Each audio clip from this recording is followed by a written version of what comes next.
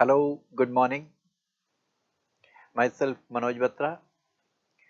आज हम CA final indirect tax की मई 22 अटेम्प्ट की रिवीजन क्लासेस स्टार्ट कर रहे हैं।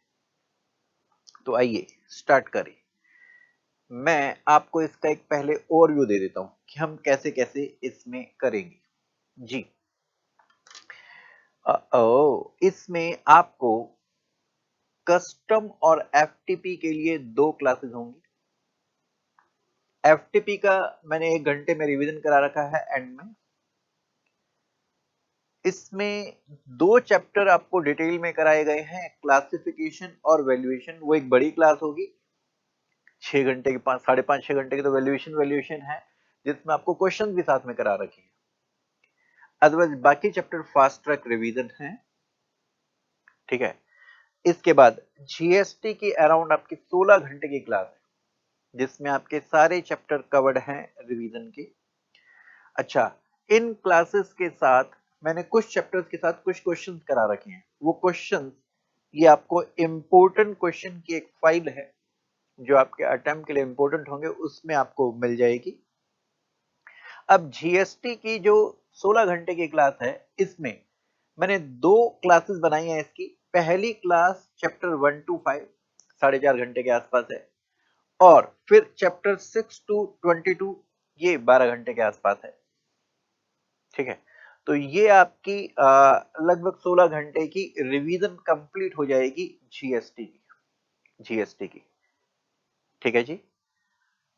हाँ, अब एक बात और बता दूं मैं आपको सर, क्या जो केस सिनेरियो बेस्ड क्वेश्चन आपके पास आते हैं, ये जो आपको 4 क्लासेस लास्ट टाइम दी थी, वो अवेलेबल होंगी आपके पास।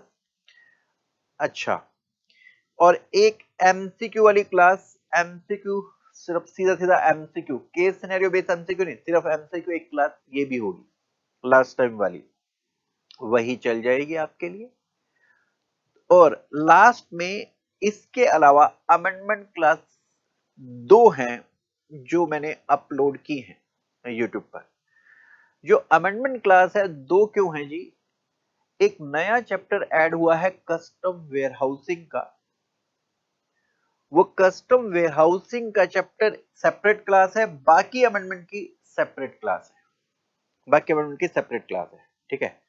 अच्छा सर, ये जो अमेंडमेंट्स हैं, क्या इन रिवीजन क्लासेस में ऑलरेडी कवर्ड हैं? ये जीएसटी की अमेंडमेंट जीएसटी की रिवीजन में कवर्ड है? जी हाँ, जो आपकी जीएसटी की रिवीजन क्लासेस हैं, इसमें अमेंडमेंट कवर्ड है। सर फिर हम अमेंडमेंट क्लास सेपरेट से देखें? एक बार देख लो, डिटेल में है वहां पर। और अमेंडमेंट का भी मैंने एंड में रिवीजन करा रखा है, लास्ट 50 मिनट में, लास्ट 50 मिनट में उसका भी रिवीजन है वहां पर, ठीक है। तो अमेंडमेंट ऑलरेडी वैसे इन रिवीजन क्लासेस में कवर्ड है, क्योंकि वहां शॉर्ट में कवर्ड होगी ना रिवीजन, तो इसलिए बेटर है एक बार यहां से अमेंडमेंट क्लास आप देख लें, राइट। और सर ये वेयरहाउसिंग का जो एडिशनल चैप्टर ऐड हुआ है, क्या ये कस्टम में, ये कस्टम की रिवीजन क्लास में कवर्ड है? जी हाँ, ये कस्टम की रिवीजन क्लास में कवर्ड है। वो भी 35 मिनट का है, 35-40 मिनट का है। उसमें ये आपका रिवीजन वहां पर मैंने कवर कर रखा, थोड़ा डिटेल में रिवीजन कवर किया वेयरहाउसिंग का, क्योंकि नया चैप्टर ऐड हुआ है आपकी क्लास में, ठीक है। तो वेयरहाउसिंग आप यहां से देख ले, फिर ये रिवीजन भी यहां पर कवर्ड है। तो मींस जो अमेंडमेंट है वो ऑलरेडी इन रिवीजन क्लासेस में कवर्ड है, मींस ये रिवीजन क्लासेस अपडेटेड है मई 22 के लिए, राइट। और इंपॉर्टेंट क्वेश्चन की फाइल सभी चैप्टर्स के लिए है, जैसा कि मैं आपको दिखा दूं। ये इंपॉर्टेंट क्वेश्चन की फाइल ऐसी है जिसमें आपके जो जीएसटी के चैप्टर्स हैं वो सारे के सारे कवर्ड हैं, और मैंने इस बार कस्टम के भी कुछ आपको इंपॉर्टेंट क्वेश्चंस दिए हैं, ठीक है। और इन सभी के नोट्स जो भी मैं पढ़ा रहा हूं आपको, ये YouTube में जो क्लास अपलोड होगी उस पे नीचे लिंक में दे रखे होंगे, ठीक है जी। Thank you. अब हम स्टार्ट करते हैं अब आगे की रिवीजन क्लासेस। चलिए जी, हम करने जा रहे हैं फॉरेन ट्रेड पॉलिसी का फटाफट से रिवीजन। तैयार हैं आप इसके लिए? जी सर। सर शुभ विचार लीजिए। आपको होमवर्क करना है, इसकी लास्ट लाइन समझ में आती है? करता हूं तो समझ जाता हूं, सिर्फ देखने सुनने से बात नहीं चलेगी, करना पड़ेगा। चलिए आइए बढ़ते हैं आगे। हाँ जी, हम फॉरेन ट्रेड की बात कर रहे हैं, तो इसमें एक्सपोर्ट आएगा या इंपोर्ट आएगा? दोनों आएंगे जी। फॉरेन ट्रेड की बात, एक्सपोर्ट भी इंपोर्ट भी, तो एक्सपोर्ट और इंपोर्ट की नीति पॉलिसी कौन लिखेगा? गवर्नमेंट। फॉरेन ट्रेड पॉलिसी ये कौन लिखेगा? गवर्नमेंट। गवर्नमेंट की कौन सी मिनिस्ट्री? Ministry of commerce. कौन से एक्ट में पावर है? FTDNR act, foreign trade development and regulation act में गवर्नमेंट के पास पावर है ये विदेश की व्यापार नीति लिखने के लिए। तो इंपोर्ट के लिए भी और एक्सपोर्ट के लिए भी लिखती है। हाँ जी, ध्यान दीजिए, भारत सरकार एक्सपोर्ट को क्या करना चाहेगी? बढ़ाना चाहेगी। इंपोर्ट को नहीं बढ़ाना चाहेगी, एक्सपोर्ट को बढ़ाना चाहेगी, एक्सपोर्ट को बढ़ाना चाहेगी। तो इसके लिए नीति लिखेगी। ध्यान रहे, मिनिस्ट्री ऑफ कॉमर्स ने जो नीति लिखी ये इसके बेसिस पे एग्जामिशन मिलेगी, या इसके बाद मिनिस्ट्री ऑफ फाइनेंस ने अगर एग्जामिशन नोटिफिकेशन इशू करेगा तो ही एग्जामिशन मिलेगी। मिनिस्ट्री ऑफ कॉमर्स तो गाइडलाइन, ये तो क्या करती है? गाइडलाइन इशू करती है। ये तो मिनिस्ट्री ऑफ फाइनेंस को रेकमेंड करती है कि आप एक काम करो, एग्जामिशन इशू कर दो, इन प्रोडक्ट्स पर एग्जामिशन इशू कर दो, या इसको कुछ कंसेशन दो या कुछ रिवार्ड दो। तो ये तो रिकमेंडेशन देती है, इसके बेसिस पे legal language ministry of finance draft करती है। अगर मिनिस्ट्री ऑफ फाइनेंस ने नोटिफिकेशन इशू कर रखा है तो ही एग्जामिशन मिलेगी, तो ही एग्जामिशन मिलेगी। हाँ जी, अब ध्यान से सुनिएगा और क्या। हाँ जी, अगर आप इंपोर्ट कर रहे हैं तो आपको रॉ मटेरियल और मशीन क्या चाहिए? या आपको रॉ मटेरियल मशीन चाहिए बिना ड्यूटी के। इससे आप जो प्रोडक्ट बनाएंगे उसे आपने एक्सपोर्ट करना है। तो जब एक्सपोर्ट करेंगे तो आपको क्या चाहिए? इंसेंटिव या रिवार्ड चाहिए। ठीक है, इंसेंटिव या रिवार्ड चाहिए। तो आइए जरा हम यहां बात करते हैं। क्या मैं कुछ टर्म्स बता रहा हूं आपको। आपने इंपोर्ट किया कस्टम ड्यूटी देकर। क्या इंपोर्ट किया जी? मैदा इंपोर्ट किया, शुगर इंपोर्ट किया और मिल्क पाउडर इंपोर्ट किया। इससे आपने क्या बनाया? इससे आपने बनाया बिस्किट। और इसके अलावा मशीन भी चाहिए थी, आपने मशीन में इंपोर्ट कर ली। ओके जी, बिस्किट बनाया, बिस्किट को किया आपने एक्सपोर्ट, बिस्किट को आपने एक्सपोर्ट। तो सवाल यह है, जो आपने इंपोर्ट पे इंपोर्ट ड्यूटी दी थी, क्या इसका रिफंड मिल जाएगा? आपने ड्यूटी ड्रॉबैक का चैप्टर पढ़ा हुआ है, वहां पर आपको इसका क्या मिल जाता था? ड्यूटी ड्रॉबैक मिल जाता था। दो तरीके से मिलता था सेक्शन 75 में। एक तो आपके प्रोडक्ट के लिए अगर परसेंटेज फिक्स हो, उसे हम बोला करते थे all industry rate, notional percentage, ये रिफंड मिल जाता था। अगर आपके प्रोडक्ट के लिए परसेंटेज फिक्स नहीं है तो ब्रांड रेट के बेस पर रिफंड मिल जाता था। फॉरेन ट्रेड पॉलिसी में इसे ड्यूटी रेमिशन स्कीम बोला जाता है। ड्यूटी ड्रॉबैक को क्या बोला जाता है? ड्यूटी रेमिशन स्कीम बोला जाता है, कि मतलब ड्यूटी दे रखी है फिर आपको रिफंड मिल रहा है। हाँ जी, इसके अलावा एक ड्यूटी एग्जम्पशन स्कीम है। ड्यूटी एग्जम्पशन स्कीम क्या है वो जरा सुनिएगा। अगर आपके पास ऑलरेडी एक्सपोर्ट ऑर्डर है तो आप चाहेंगे कि ये मैदा, शुगर, मिल्क पाउडर की इंपोर्ट पर मेरे को ड्यूटी देनी ही ना पड़े, तो आप डीजीएफटी के पास जाते हैं, डायरेक्टर जनरल फॉरेन ट्रेड के पास, और उसको बोलते हैं मेरे को एडवांस में ऑथराइज कर दो, जिसे हम एडवांस ऑथराइजेशन बोलते हैं, कि मेरे को एडवांस में ऑथराइज कर दो कि मैं बिना ड्यूटी, बिना जीएसटी के परचेज कर पाऊं, ना ड्यूटी देनी पड़े ना जीएसटी देना पड़े। तो आप रॉ मटेरियल इंपोर्ट कर पाएंगे अगर आपके डबल ए या डीएफआईए होगा।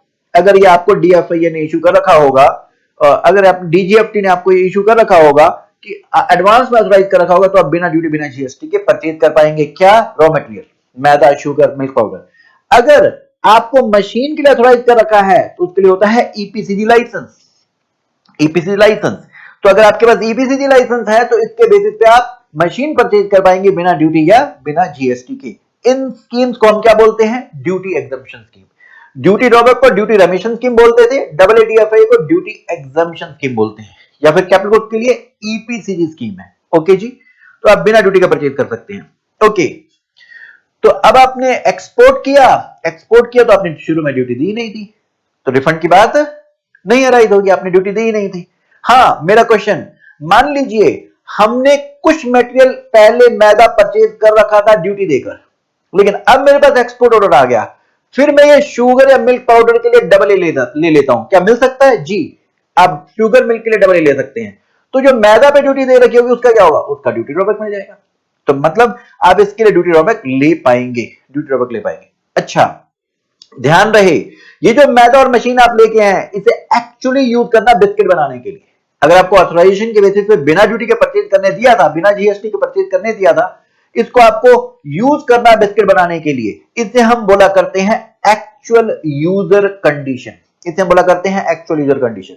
और आपको एक्सपोर्ट करना है। अगर डब्ल्यू के अगेंस्ट आपने इंपोर्ट किया था तो 15% की आपकी वैल्यू एडिशन करके आपका एक्सपोर्ट करना होता है, और डीएफए के अगेंस्ट अगर इंपोर्ट किया था तो 20% की वैल्यू एडिशन करके आपको एक्सपोर्ट करना होता है। इसे बोलते हैं एक्सपोर्ट ऑब्लिगेशन।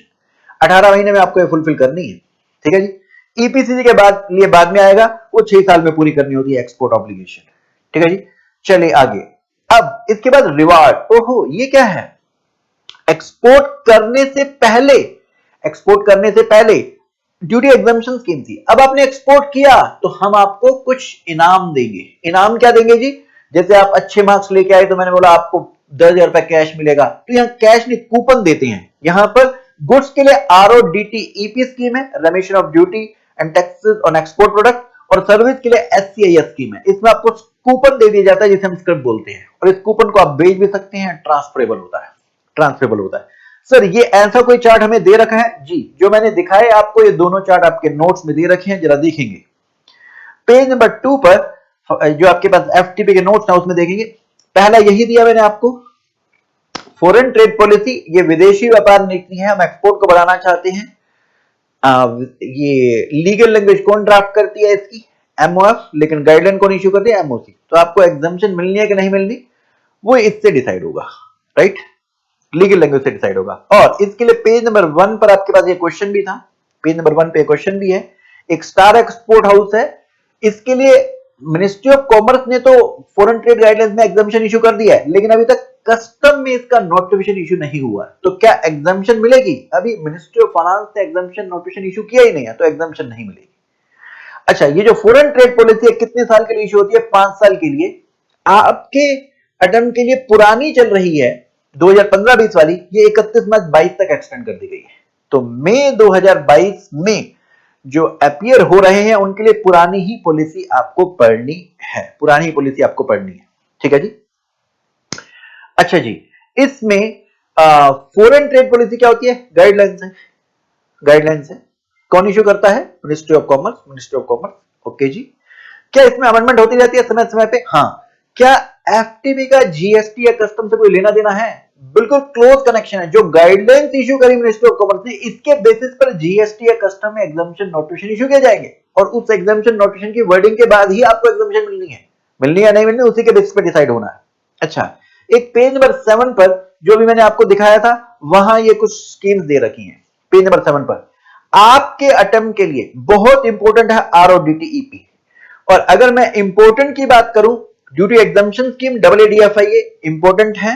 रिवार्ड स्कीम, इसमें मोस्ट इंपोर्टेंट RODTEP वाली है, SCIS है, एक स्टेटस होल्डर भी है, तो ये इंपोर्टेंट है। एक EPC स्कीम इंपोर्टेंट है, ठीक है जी।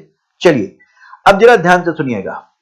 हाँ, मैं क्या कर रहा था, यही चार्ट सेम मैंने आपको यहां पर बनाकर दे रखा है, एक्चुअली इधर कंडीशन वाला भी बताया हुआ है, ठीक है। ड्यूटी एग्जम्पशन स्कीम आपकी WDFIA है। ड्यूटी ड्रॉबैक को ड्यूटी रेमिशन स्कीम बोला जाता है। रिवार्ड स्कीम, जब आप एक्सपोर्ट कर लेते हैं तो फिर आपको रिवार्ड मिलता है। गुड्स के लिए RODTEP स्कीम है, सर्विस के लिए SCIS है, और ये एक स्टेटस होल्डर है, ठीक है। अभी इसके बारे में डिटेल में डिस्कस करेंगे। हाँ जी, इसके अलावा कैपिटल गुड्स को परचेज करना है तो EPC स्कीम है, और कुछ डीम्ड एक्सपोर्ट EOU एथिड वाली स्कीम्स भी है।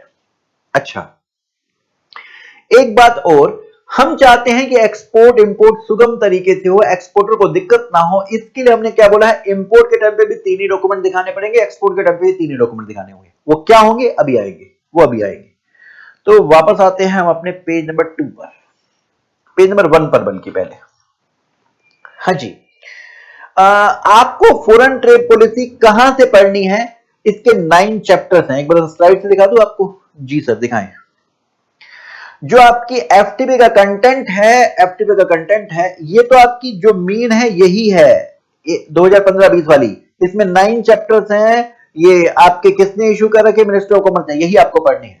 हैंडबुक ऑफ प्रोसीजर, ये आपके कोर्स में है नहीं, लेकिन उसका आइडिया तो है ना। आइडिया क्या है जी, जरा ध्यान से सुनिएगा।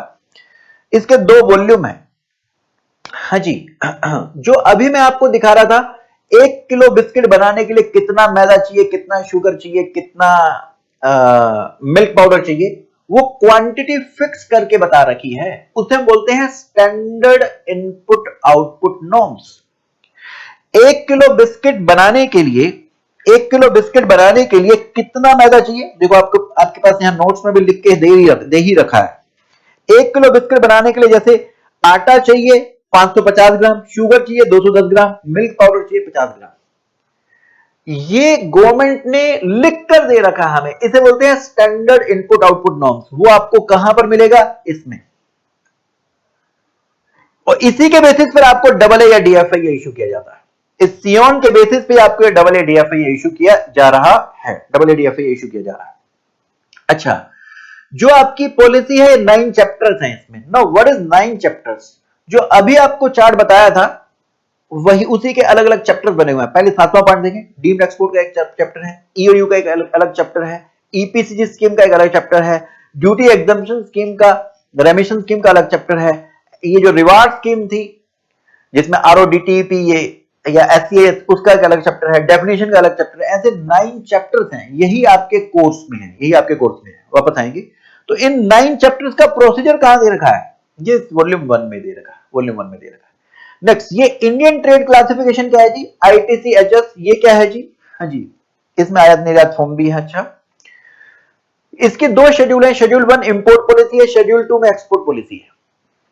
ये आईटीसीएचएस फुल फॉर्म है Indian trade classification harmonise system. जो गुड्स का इंटरनेशनल कोडिंग सिस्टम है वैसा गुड्स का क्लासिफिकेशन, जो इंटरनेशनल गुड्स का कोडिंग सिस्टम है वैसा इंडिया का गुड्स का क्लासिफिकेशन, ट्रेड क्लासिफिकेशन क्या है वो यहां बताया हुआ है। तो जैसे आपने कस्टम में पढ़ा था शेड्यूल 1 की इंपोर्ट के लिए था, शेड्यूल 2 एक्सपोर्ट के लिए था, वैसे ही ये शेड्यूल 1 और शेड्यूल 2 है। अच्छा, इसमें क्या है? इसमें कुछ आपको गुड्स दे रखे हैं। वो जो गुड्स दे रखे हैं वो 4 प्रकार से दे रखे हैं। कौन कौन से? रेस्ट्रिक्टेड, प्रोहिबिटेड, एसटी आइटम और फ्री गुड्स। ये क्या है?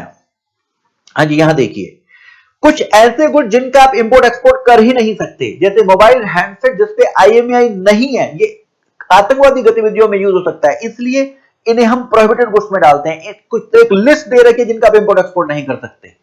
नेक्स्ट, रेस्ट्रिक्टेड, जिनको इंपोर्ट एक्सपोर्ट करने के लिए आपको लाइसेंस चाहिए, परमिशन लेनी पड़ेगी, वो है रेस्ट्रिक्टेड। और फिर एसटी आइटम, जो आप डायरेक्टली इंपोर्ट नहीं कर सकते, आपको अगर इंपोर्ट एक्सपोर्ट करना है तो कुछ गवर्नमेंट द्वारा अपॉइंट की गई एजेंसी के थ्रू इंपोर्ट एक्सपोर्ट करना होगा, उसे बोलते हैं ST, state trading enterprise item. तो जैसे बासमती राइस इंपोर्ट करना है तो आपको ये फूड कॉर्पोरेशन ऑफ इंडिया के थ्रू इंपोर्ट करना होगा। गोल्ड अगर आपको इंपोर्ट एक्सपोर्ट करना है तो बैंक्स के थ्रू इंपोर्ट करना होगा। तो गवर्नमेंट द्वारा अपॉइंटेड एजेंसी के थ्रू ही आप इंपोर्ट एक्सपोर्ट कर पा रहे हैं, वो है एसटीई आइटम। इनके अलावा जो बाकी गुड्स बचे वो है फ्री। हेलो, फ्री, फ्री का मतलब है, सुनो इधर, सुनो फटाफट से सुनो, ओहो सुनो, आपको बोल रहा हूं मैं, फ्री गुड्स क्या है? फ्री गुड्स वो है जिनके लिए परमिशन नहीं चाहिए। इसका मतलब ये नहीं है कि ड्यूटी नहीं देनी। हेलो, ड्यूटी तो देनी है लेकिन कोई रेस्ट्रिक्शन नहीं है, कोई लाइसेंस की जरूरत नहीं है इंपोर्ट एक्सपोर्ट करने के लिए, उन्हें हम बोला करते हैं फ्री गुड्स, फ्री गुड्स। ठीक है जी, ओके जी, यही सब कुछ आपके इस पेज नंबर ये 1 पर यही दे रखा है, यहां पर यही दे रखा है। एक्सपोर्ट में मेनली आपके फ्री गुड्स ही हैं, नीचे यही एक्सप्लेन करके दे रखा है। चलिए, हमारा पेज नंबर 1 हो गया। पेज नंबर 2 पर अभी हमारे पास कुछ रह गया है। हाँ जी, एक्सपोर्ट प्रमोशन काउंसिल, पहले इसे समझ लीजिए, एक्सपोर्ट प्रमोशन काउंसिल क्या होती है? ईपीसी, ईपीसी ये क्या है जी? ईपीसी अलग अलग प्रोडक्ट्स के लिए अलग अलग ईपीसी, एक्सपोर्ट प्रमोशन काउंसिल बनी हुई है। जैसे लेदर प्रोडक्ट के लिए एक्सपोर्ट प्रमोशन ईपीसी वो लेदर प्रोडक्ट है, जेम ज्वेलरी के लिए ईपीसी वो जेम ज्वेलरी है, सर्विसेज के लिए सर्विसेज ईपीसी है, अलग अलग प्रोडक्ट्स के लिए ईपीसी बनी है। इसके आप मेंबर होते हैं। अगर आप लेदर प्रोडक्ट का एक्सपोर्ट करते हो तो आप इसके आप मेंबर होंगे। अगर आप जेम ज्वेलरी एक्सपोर्ट करते हो तो आप जेम ज्वेलरी ईपीसी के मेंबर होंगे। तो ये मेंबर होने पे आपको रजिस्टर कराना पड़ता है इनके पास में। फिर आपको एक सर्टिफिकेट देते हैं, रजिस्ट्रेशन कम मेंबरशिप सर्टिफिकेट, जिसे हम बोलते हैं आरसीएमसी, रजिस्ट्रेशन कम मेंबर। जैसे आप सी इंस्टीट्यूट के मेंबर है तो आपके मेंबरशिप सर्टिफिकेट होता है ना, ऐसे अगर आप ईपीसी के मेंबर है तो आपके मेंबरशिप सर्टिफिकेट होगा, रजिस्ट्रेशन कम मेंबरशिप सर्टिफिकेट होगा। अगर ये होगा तो इसके बेस, अगर ये होना चाहिए, अगर आप ऑथराइजेशन लेना चाहते हैं, अगर कोई ऑथराइजेशन लेना चाहते हैं तो आपके पास आरसीएमसी होना चाहिए, ये भी आएगा। नेक्स्ट, बोर्ड ऑफ ट्रेड क्या है? बोर्ड ऑफ ट्रेड क्या है? इसमें 25% गवर्नमेंट नॉमिनेट करेगी। एक बार मैं इस स्लाइड से दिखाता हूं। बोर्ड ऑफ ट्रेड, हाँ जी, इस बोर्ड ऑफ ट्रेड में गवर्नमेंट नॉमिनेट करेगी 25%, इसमें से 10 तो होंगे ट्रेड पॉलिसी एक्सपर्ट, और जो ईपीसी के चेयरमैन थे, ईपीसी क्या थी, ये इंडस्ट्री के भैया एक्सपोर्टर्स किसके मेंबर थे, इन ईपीसी के, तो मतलब ये इंडस्ट्री के रिप्रेजेंटेटिव इस बोर्ड पर होते हैं। जो ईपीसी के चेयरमैन हैं या चैम्बर ऑफ कॉमर्स के प्रेसिडेंट सेक्रेटरी हैं, वो इसके मेंबर्स होते हैं। तो मतलब बोर्ड ऑफ ट्रेड क्या है, इसमें गवर्नमेंट के भी कुछ बंदे हैं और इंडस्ट्री के भी कुछ बंदे हैं, ये सब मिलकर मीटिंग्स करते हैं क्वार्टरली। पर्पस क्या है, पर्पस है जो एक्सपोर्ट में हिंड्रेंस रुकावटें आ रही हैं उसको खत्म करना, या ऐसी मार्केट्स को ढूंढना जहां पर हमारा प्रोडक्ट एक्सपोर्ट हो सकता है लेकिन ट्रांसपोर्टेशन को ज्यादा लग रही है, जैसे इस वजह से एक्सपोर्ट नहीं हो पा रहा। तो ये बोर्ड ऑफ ट्रेड रेकमेंड करेगा मिनिस्ट्री ऑफ कॉमर्स को कि आप एक काम करो, एक कुछ इनको इंसेंटिव दो इन एक्सपोर्टर्स को। फिर ministry of commerce ministry of finance को बोलेगी, अकॉर्डिंगली वो इसके लिए कुछ समाधान निकालेंगे, कोई एग्जामिशन इशू करेंगे, कुछ रिवार्ड देंगे। तो बोर्ड ऑफ ट्रेड का काम है एक्सपोर्ट को प्रमोट कराने के लिए, वो सब प्रॉब्लम्स अगर कहीं आ रही है तो वो ढूंढना, वो रुकावटें खत्म करवाना। तो इसके लिए इंडस्ट्री के भी बंदे हैं और इसमें गवर्नमेंट के भी बंदे हैं, तो ये सारे मिलकर मीटिंग किया करते हैं। तो इसका पर्पस होता है सारी प्रॉब्लम्स को खत्म करना जो एक्सपोर्ट में आ रही हैं या एक्सपोर्ट को प्रमोट कराना। तो ये हो गया बोर्ड ऑफ ट्रेड आपका, ठीक है जी। नेक्स्ट अब हमारे पास एक है मिनिस्ट्री ऑफ कॉमर्स में, हाँ जी, मिनिस्ट्री ऑफ कॉमर्स के नीचे एक बहुत इंपॉर्टेंट बंदा है डीजीएफटी। इसका हेड ऑफिस कहां पर है, दिल्ली में। अच्छा, इसके 25 रीजनल ऑफिस भी हैं अलग अलग स्टेट्स में, अहमदाबाद में, लुधियाना में, शहरों में, अलग अलग शहरों में है। जैसे भाई डीजीएफटी क्या करता है, ये डीजीएफटी अगर आपको इंपोर्ट एक्सपोर्ट कोड चाहिए डीजीएफटी से लेना होगा, इंपोर्ट एक्सपोर्ट करने के लिए आईईसी चाहिए होता है तो आपको डीजीएफटी से लेना होगा। अगर आपको कोई अथॉराइजेशन जैसे AA, DFIA, EPCG चाहिए तो डीजीएफटी से लेना होगा। और फिर आपने जो इससे जो बनाकर एक्सपोर्ट करना, तो आपकी एक्सपोर्ट ऑब्लिगेशन फिक्स होती है, डीजीएफटी मॉनिटर करता है। तो ये एक बहुत इंपॉर्टेंट बंदा है। वैसे तो ऑनलाइन आप वेबसाइट से ही अप्लाई करते हैं, लेकिन अगर आपको कोई प्रॉब्लम है तो आप हेड ऑफिस दिल्ली में वहां जा सकते हैं, लेकिन दिल्ली वाले बंदे नहीं है तो अलग अलग रीजनल ऑफिस है वहां पर जा सकते हैं, इन्हें हम रीजनल अथॉरिटी बोला करते हैं। अच्छा, 3 कमेटी हैं, एक है नॉर्म कमेटी, ये standard input output norms fix किया करती है। ईपीसीजी कमेटी ये कैपिटल गुड्स के लिए देखती है, और कोई अदर इश्यूज एक्सपोर्टर्स को आ रहे हैं तो वो रिलैक्स कौन करती है, ये पॉलिसी रिलैक्सेशन कमेटी है। ओके जी, फिर इसके बाद नेक्स्ट पहला पॉइंट आईईसी, इंपोर्ट एक्सपोर्ट करने के लिए इंपोर्ट एक्सपोर्ट कोड जरूरी है, गुड्स के लिए तो जरूरी है, सर्विस के लिए अगर आईसी जरूरी नहीं है, लेकिन अगर आप कोई एक्सपोर्ट इंसेंटिव ले रहे हैं तो आपको ये जरूरी है। गुड्स के केस में भी जैसे माफ कर सकते हैं, जैसे बैगेज के लिए माफ कर रखा है, आईसी जरूरी नहीं है। ये 10 डिजिट का आईसी होगा, पैन नंबर जरूरी है आईसी लेने के लिए। डिफरेंस क्या है जी, पैन नंबर को आईसी नंबर की तरह ही मान लेंगे, लेकिन जीएसटी आने के बाद इन्होंने बोला अब अपना जीएसटी मेंशन कर दो, हम उसे आईसी की तरह ट्रीट करेंगे। क्यों? क्योंकि तुम्हें आईजीएसटी का या तो क्रेडिट लेना होता है या फिर तुम एक्सपोर्ट कर रहे हो तो रिफंड लेना होता है, तो आप अपना जीएसटी मेंशन कर दो। जीएसटी में कुछ लोगों को यूएएन मिला करता था, किन्हें जो अपनी परचेज पे जीएसटी का रिफंड लेते थे, तो वो लोग अगर जैसे एफडीएम फॉरेन डायरेक्ट डिप्लोमेशन है उसको यूएन मिला हुआ है तो वो इंपोर्ट कर रही है तो वो जीएसटी की जगह यूएन मेंशन कर देगी। लेकिन जिसका जीएसटी से कोई लेना देना नहीं है उनको हम आईसी इशू करेंगे। आईसी के लिए क्या अप्लाई करना पड़ेगा जी, ऑनलाइन इलेक्ट्रॉनिकली आप डीजीएफटी की वेबसाइट पर जाएंगे और एप्लीकेशन के साथ में 3 चीजें अपलोड कर देना, डिजिटल फोटोग्राफ, पैन कार्ड की कॉपी और एक कैंसल चेक जिसपे आपका प्री प्रिंटेड नेम होना चाहिए, नहीं है तो बैंक सर्टिफिकेट साथ में अपलोड कर दो। अच्छा, एक अमेंडमेंट जो आपके इंस्टीट्यूट के मटेरियल में नहीं है, ना ही हमने यहां मेंशन करी, वो क्या, वो ये कि अब आपको आईईसी एनुअली अपडेट करना पड़ेगा, हर साल आपको अपडेट करना होगा अप्रैल से जून के बीच में। अगर आप डीजीएफटी की वेबसाइट पे अपडेट नहीं करते हैं तो आपका ये इनएक्टिव हो जाएगा आईईसी। अगर आपको इसे एक्टिव करना है तो फिर आप अपडेट कीजिए डीजीएफटी की वेबसाइट पर। अगले पॉइंट पर आते हैं, इंटरप्रिटेशन ऑफ पॉलिसी। डीजीएफटी ने, हाँ जी, पॉलिसी किसने बनाई, मिनिस्ट्री ऑफ कॉमर्स में डीजीएफटी ने बनाई। अब अगर आपको इसमें कोई प्रॉब्लम है, क्या आप सीबीआईसी से जाकर पूछोगे कोई इंटरप्रिटेशन में प्रॉब्लम आ रही है, क्लासिफिकेशन में प्रॉब्लम आ रही है इसके रिलेशन में, या पॉलिसी की इंटरप्रिटेशन के लिए आप डीजीएफटी के लिए, पॉलिसी की इंटरप्रिटेशन के लिए भी आप डीजीएफटी से पूछेंगे और उसी का डिसीजन फाइनल एंड बाइंडिंग होगा। सीबीआईसी के पास नहीं जाएंगे, ठीक है जी। नेक्स्ट, अथोराइजेशन क्या होता है जी? इसे पहले हम इंपोर्ट लाइसेंस बोला करते थे, जो इंपोर्ट एक्सपोर्ट के लिए यूज होता है। जो रेस्ट्रिक्टेड गुड्स होंगे वहीं अथोराइजेशन की जरूरत होगी, जो गुड्स फ्री वाले हैं वहां हमें अथोराइजेशन की जरूरत नहीं होगी। अब अथोराइजेशन किसी पर्टिकुलर पीरियड के लिए वैलिड होगा, जैसे फॉर एग्जांपल 18 महीने। अथोराइजेशन में हम आपको क्वांटिटी लिख कर देंगे, जैसे मान लीजिए 100 किलो बिस्कुट का आपके पास ऑर्डर आया है, तो हमने सियोन फिक्स कर रखा ना, 1 किलो के लिए कितना कितना मैदा, कितना शुगर, कितना चाहिए, वो हमने फिक्स कर रखा है। तो हम 100 किलो से मल्टीप्लाई कर देंगे, आपकी वो क्वांटिटी इसमें लिख के दे देंगे। अब जो भी आप मैदा शुगर परचेज करके लाए हैं, इसको एज इट इज मत भेज देना, मैदा शुगर से बिस्किट बनाना, इसे बोलते हैं एक्चुअल यूजर कंडीशन। इसको एक्चुअली यूज करना है। और आपकी एक्सपोर्ट ऑब्लिगेशन फिक्स है, वो हम उसमें मेंशन करके देंगे। जैसे आपने 1 लाख का इंपोर्ट किया, तो मान लीजिए 1,15,000 का आपको एक्सपोर्ट करके ही देना है, ये हम लिख के देंगे। मिनिमम कितनी वैल्यू एडिशन करनी है, जैसे डबल है तो उसमें 15% होती है, डीएफआई है तो उसमें 20% होती है, हम ये मेंशन करेंगे। या मिनिमम एक्सपोर्ट प्राइस कितनी होनी चाहिए, या बैंक गारंटी देनी है, ये हम डबल ए में मेंशन करके देंगे। अथोराइजेशन आपका अधिकार नहीं है, आपने एप्लीकेशन लगाई, डीजीएफटी या आरए रीजनल अथॉरिटी की मर्जी है वो आपको दे या ना दे। और अथोराइजेशन लेने के लिए आपके पास आरसीएमसी होना चाहिए। ये आरसीएमसी कहां से मिलता है? ईपीसी से। अब आपको ये आरसीएमसी जो है, इसे आपको डीजीएफटी की वेबसाइट पे अपलोड करना होगा अगर आपको अथोराइजेशन चाहिए तो। नेक्स्ट, एसटीई आइटम क्या होते हैं हम बात कर चुके हैं। जो आप डायरेक्टली इंपोर्ट नहीं कर सकते, गवर्नमेंट द्वारा अपॉइंट की गई एजेंसी है, ये गवर्नमेंट नॉन गवर्नमेंट एंटरप्राइज भी हो सकती है, मार्केटिंग बोर्ड भी हो सकते हैं, इन्हीं के थ्रू ही आप परचेज इंपोर्ट एक्सपोर्ट करेंगे, वो होती है हमारी एसटीई आइटम। नेक्स्ट, हमने क्योंकि इंपोर्ट एक्सपोर्ट को सरल करना है तो हमने बोला एक्सपोर्ट के टाइम पे सिर्फ 3 डॉक्यूमेंट दिखा देना। पहला, ट्रांसपोर्ट का डॉक्यूमेंट, शिप से एक्सपोर्ट किया तो बिल ऑफ लैंडिंग होता है, एयर से एक्सपोर्ट किया एयरवे बिल, रोड से लॉरी रिसिप्ट, रेल से रेलवे रिसिप्ट, पोस्ट ऑफिस के थ्रू तो पोस्टल रिसिप्ट, ये होता है ट्रांसपोर्ट का डॉक्यूमेंट।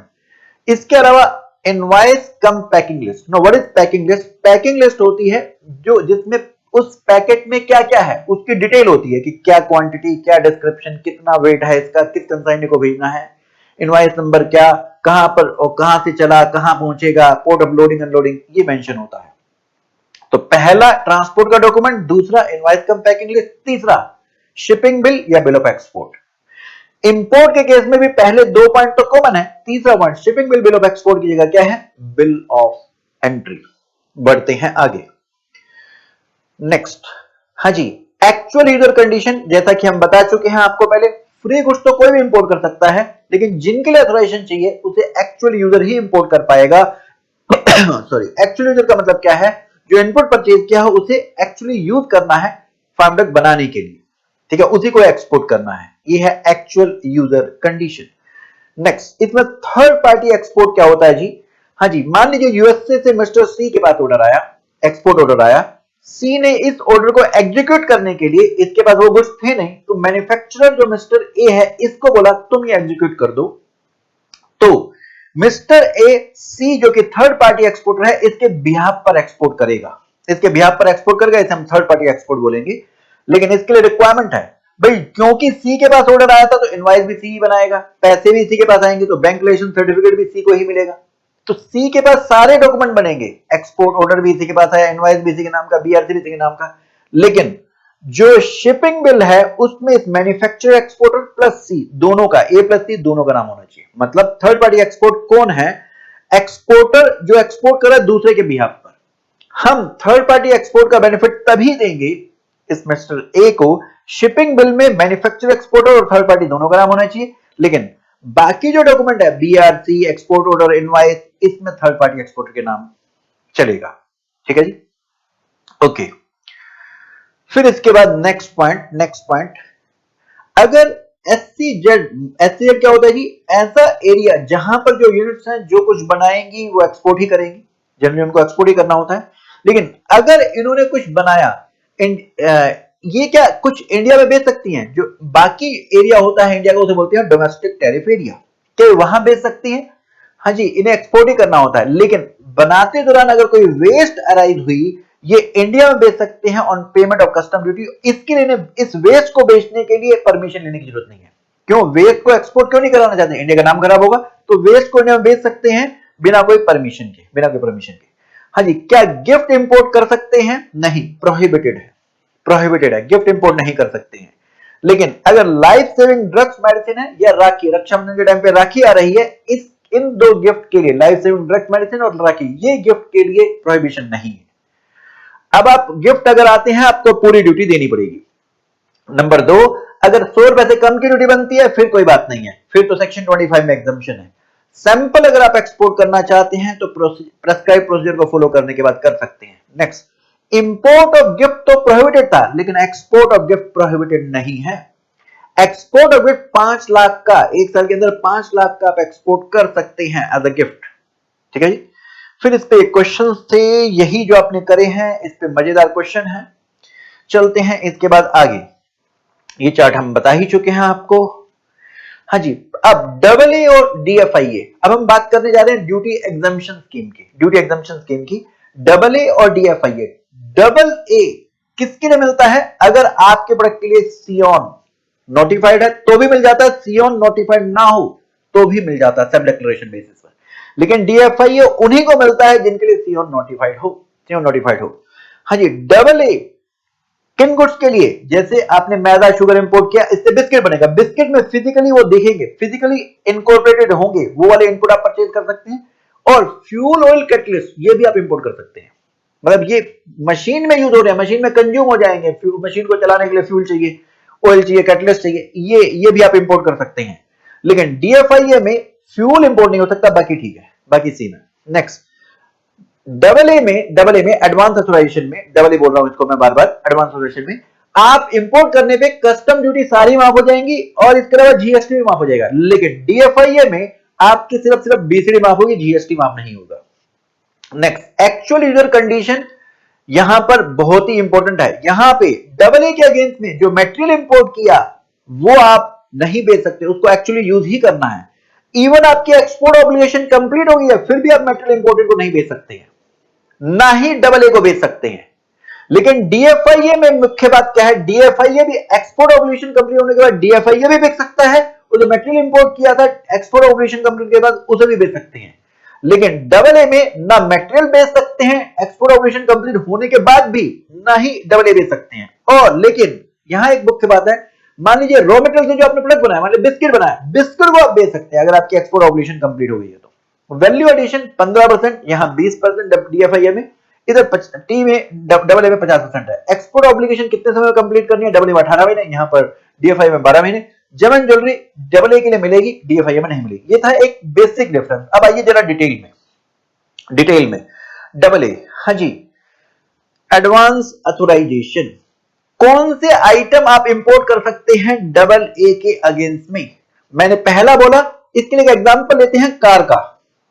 एक मैं आपको एग्जांपल दिखाऊं स्लाइड से कार का, ये देखिए।